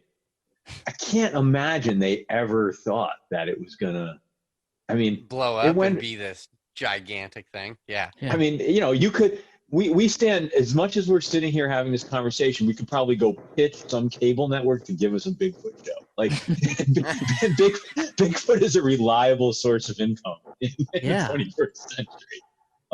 Every rest stop, every tchotchke store, not even that. Like, I could go to the grocery store here in Seattle, and there's like probably Bigfoot candy bars, Bigfoot coffee. Like, yeah, He's Yeah, you're in the Bigfoot heart is a of it. billionaire. Yeah, I'm in the heart Yeah. of it for sure. For sure. All right, so let's talk about the alien thing for a minute, because that was sort of the one where that's where I cut my teeth as a young lad. And I went pretty far into that rabbit hole. I used to go to like UFO conferences. I was immersed into it at a pretty deep level, and it consumed me for a couple years. Wow. And it was every aspect of it, from like, recovered saucers, government programs, the face on Mars, like ancient astronauts. Like there was not a flavor of it that I did not fully indulge in. I liked it all. Cow mutilations, like it blew my mind. And then it started to veer into connected fields, right? It became like, what's the overlap between the UFO experience and like people that have near-death experiences? And like, there's people that have studied like the common ground between abduction accounts and near-death experience accounts, and like how they say a lot of the same thing, like all kinds of crazy shit, right? Or it'll take crazy out, all kinds of shit, all kinds of interesting shit. So, but the one thing that really blew my mind was my favorite author on this topic is a guy named Jacques Vallée. I don't know if you've read his stuff. He's who the French scientist is modeled after in Close Encounters. So he's a computer scientist. Hey, he's a real dude. Like his day job was, he was an astronomer and computer scientist, and now he's in his I think 70s or 80s now, and he became like a VC in Silicon Valley. But all throughout his straight career, he's written books about the UFO phenomenon going back into the mid 60s, and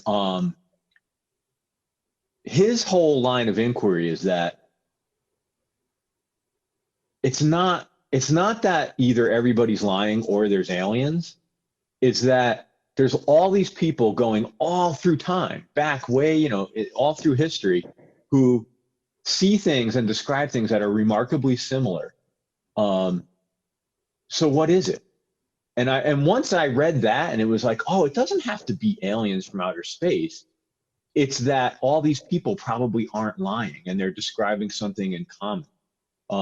That like cracked my head wide open, and I was able to get away from some of the other kooky stuff that was fun to talk about but made no sense if you really scratched the surface, but that I would defend passionately for hours. But so like, his examples are like, isn't a leprechaun a little green man? Or what's a wood sprite or a fairy? Or like, what are all these things that these motifs that come up over and over again, that visit people in their sleep, or that lead the children into the woods, or that, it's all the same thing. It just gets dressed up in like the technology or the ability to explain it of whatever era it exists. And so I don't have a therefore that I'm leading to, except that to me seems really hard to dismiss. Like that to me is the interesting thing to think about in all this, is like, all right, I'm not going to assume everybody's lying. Right. And Yeah, I had a history teacher in high school, one of my favorites. And he went off. This was like it wasn't like a subject we just like got caught up, and he was really interested in aliens, and he went off on like the Mayans, and it's been forever since I've gotten into this, but there's like a whole thing with the Mayans and like this whole cave drawing where there's like alien spaceships, and they can date it, so they know when it was dated and whatever, 1200 whatever it was, X amount of year ago. And like there's that, and then there was like this whole deal about they had drawn this line, or there was like this trail that was a perfectly straight line for like 25 miles.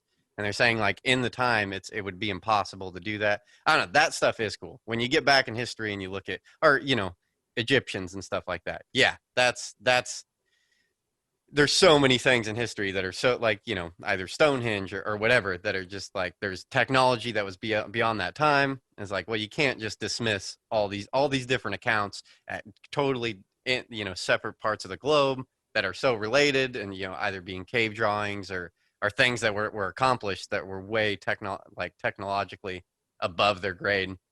That's super cool to me to think about. Yeah, the counter to that I can't figure out is there some kind of lost knowledge those people had or some kind of contact they had with something, or are we just underestimating like the amount of time they had on their hands and what you could accomplish if you treated human life as disposable and they just threw bodies at it?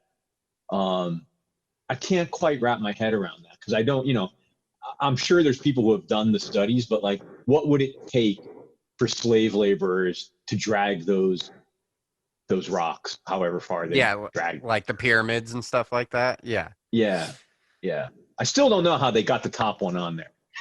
Well, and I mean, it's still like up for argument. There's still now it's like in the last few years they're debating, when the first civilization came about. Because now there's like, fringe scientists coming out like, no, we're over 13,000 years, from the first civilization to when we moved from, hunter gatherer into agriculture type stuff. And it's so vague, you know what I mean? And I guess at 13,000 years, so much stuff like gets destroyed.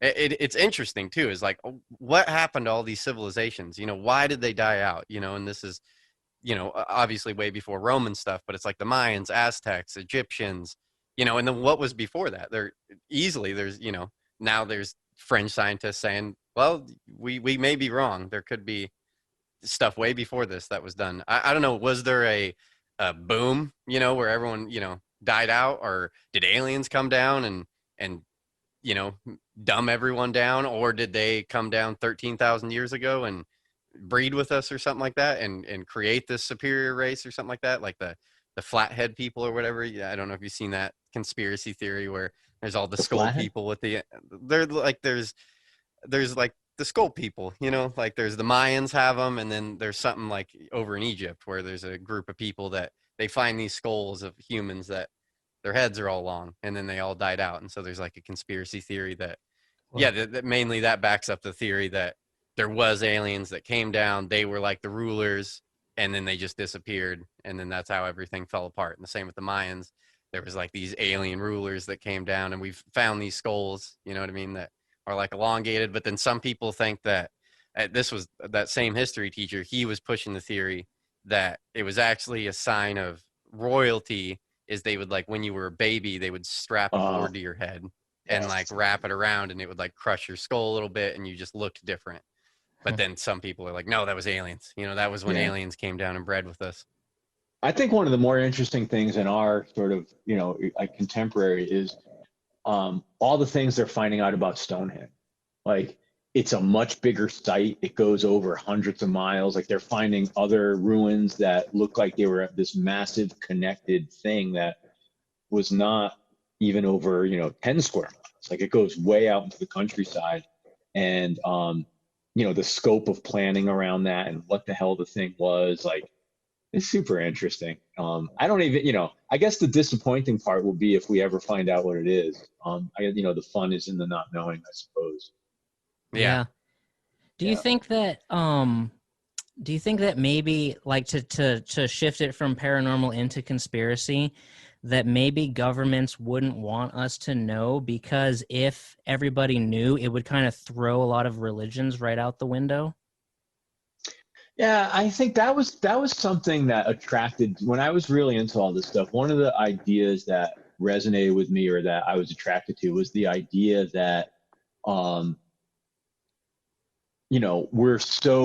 we're like, I guess if we're prisoners of anything, it's like we're like prisoners of like the material plane, and we're ruled by rulers of the material plane.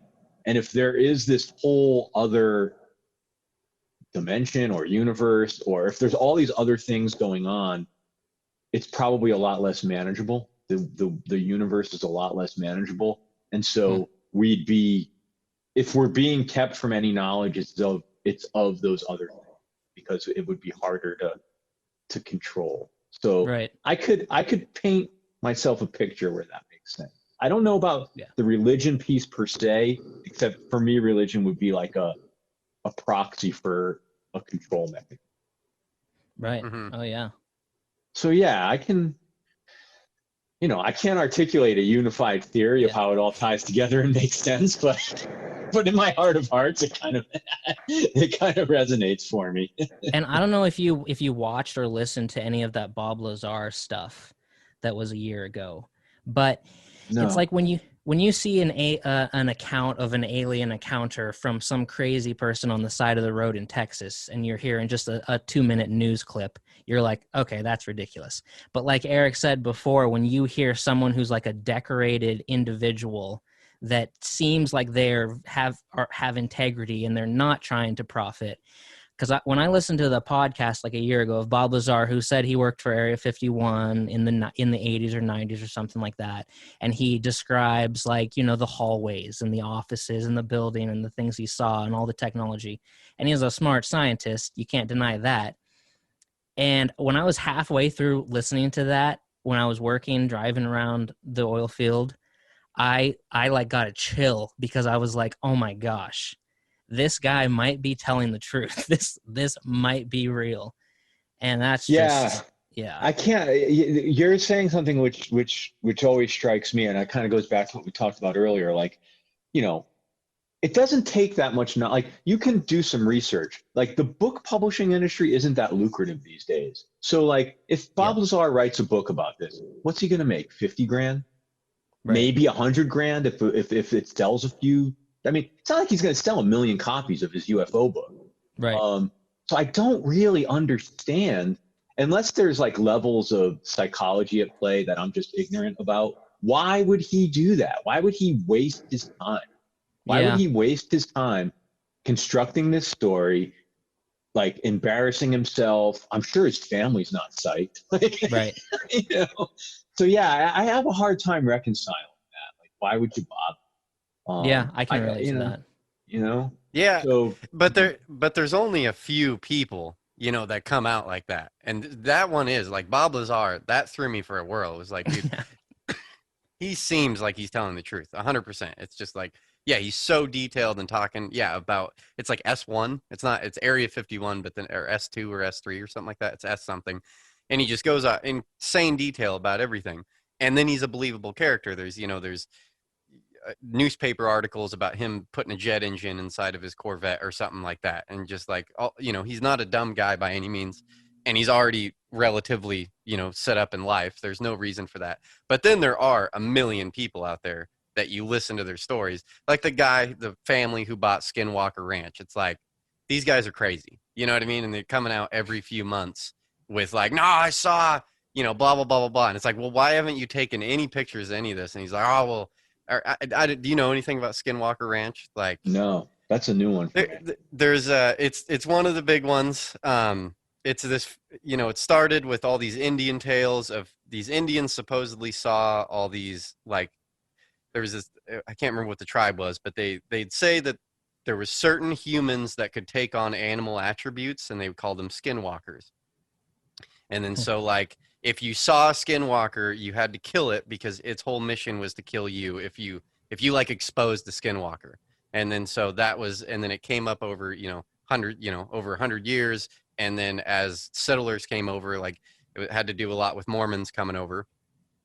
And then, then they started seeing skinwalkers. And then into the 90s, that's when it became popular. This family bought the Skinwalker Ranch, and then they just started telling stories.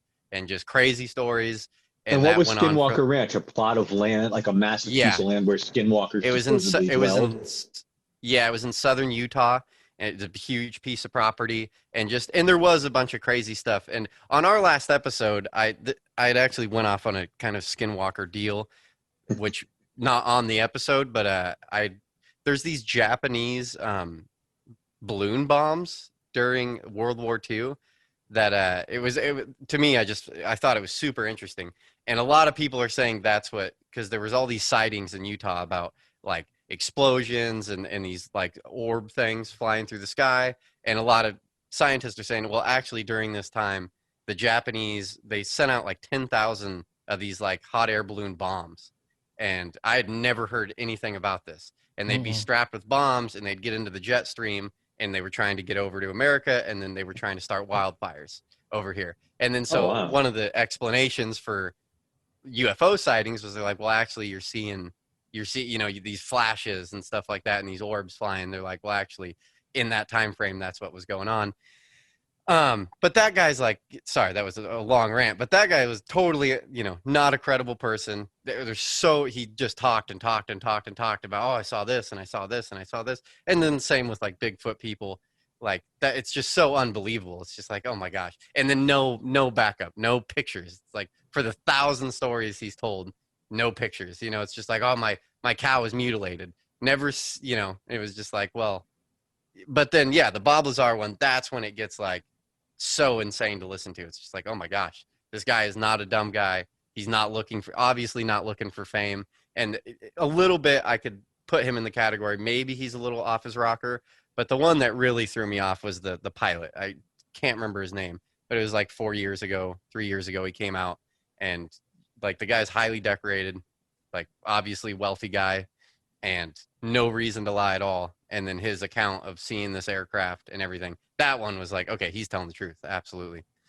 Yeah, it's interesting. The two things I would say is, one, almost everybody who really digs into the UFO alien thing, especially the conspiracy part of it, they wind up like at some dead end in their own rabbit hole where there's a version of it they dig in on. You know, there's like people who's like Stanton Friedman, his whole thing was like, the majestic Area 51 thing is like, it's real. I can't get to the bottom of it, but it's real. And, you know, Linda Moulton Howe was like, she was the cow mutilation person. And like, there's something going on, and there's black helicopters with killing the cows. And like, what is this about? None of them can ever figure it out, but they die on that mountaintop of like, that's their version of it. But the other thing is, the Area 51 thing is interesting to me. And because, you know, I got into this stuff. I mean, I grew up in the 70s and 80s. So that was a time of like a lot of UFO and paranormal interest in pop culture. But the early 90s were like when I peaked in my interest in this stuff. And it was when the Area 51 and like majestic stuff was super big. And the crazy thing about it is, and this is another thing I credit to Jacques Vallée, somebody's behind it, like feeding information. It's not that there's like somebody who wrote this as a fiction story. It's that somebody gets a package in the mail of a manila envelope with like redacted photocopies of what look like real documents. Like somebody is fucking with the UFO community, and it doesn't matter who it is. It could be an insane prankster. It could be the government. It could be the aliens. It could be whatever it is.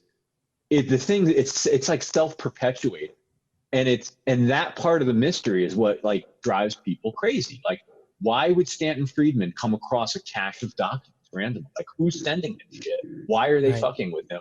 And you know, why, when they start to research all the locations and the names of the scientists referenced in the documents, they're real people that worked on government research projects. Like, whoever is doing that has got a lot of time on their hands and has just enough fact that they sprinkle in that makes it all super credible. Like, that to me is the more interesting mystery.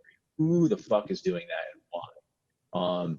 Because again, it's not like these UFO researchers are making up the beginning of the story. They're stumbling upon something and then maybe getting sent down the bad hallways or the wrong directions. But like, there's some beating heartbeat in the middle of it all that really, like, again, that's kind of why I had to step away from it. I'm like, I will go crazy and I will dedicate my life to this, and I'll be living on the streets with a sign like strapped to that says there, you know, the end of the world's coming.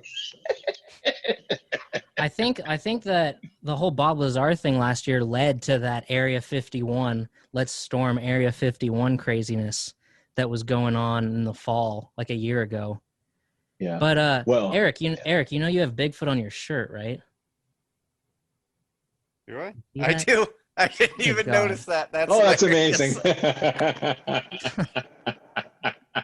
Sell out. That's good. Well, I guess the last thing on the UFO point is that so a friend of mine is pretty he's pretty convinced that like we're on the cusp of a revelation. That, because, Trump kind of keeps teasing it.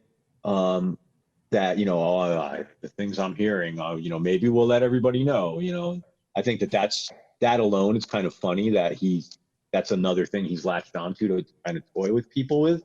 But who knows? Maybe he got the briefing book. But the idea that like now we're seeing these articles about there's yet another Air Force or Pentagon panel that's been convened, and like Harry Reid is talking out about it, like that all these people in government are talking about it again.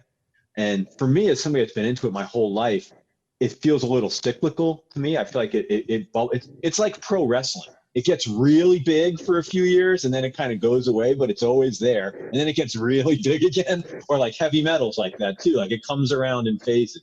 And that's kind of how the UFO phenomenon seems to me, is like it gets really big and it seems like something's going to happen and then it gets quiet again. And I don't know, it's fascinating. Hopefully, so, hopefully, like Elon Musk or something just comes out and throws a bunch of data at us about that. Then I'd believe it. Elon Musk comes out, just does this whole YouTube video. Like that's it. See, that's what throws me off, is like Elon Musk or all these. I don't know. It's just so hard for me to believe. It's right. At You don't some think point, that Jeff Bezos, a guy who grew up obsessed with science fiction, is going to send people to Mars, has all the money in the world. If he wanted to figure it out, he could just chip off a little bit and pay somebody to go figure it out. Right. Yeah, but then the theory is that the government, just like Donald Trump comes in and they're just like, oh well, here's the stack, you know what I mean? He's like, you know what I mean? He's just like, okay, I'm not gonna tell anyone for the rest of my life.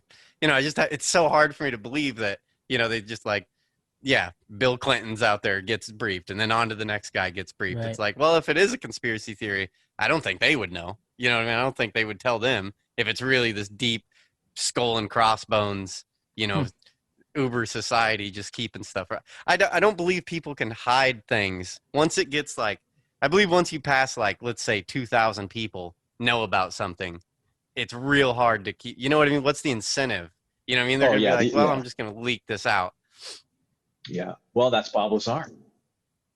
Yeah. Yeah. There you go. So what's next for your show? What do you guys like? Brad, you mentioned, you've kind of been down this route before. You got to around 50, you got to around 90. Do you have the will and the motivation and sort of the material to keep going? That's a really good question.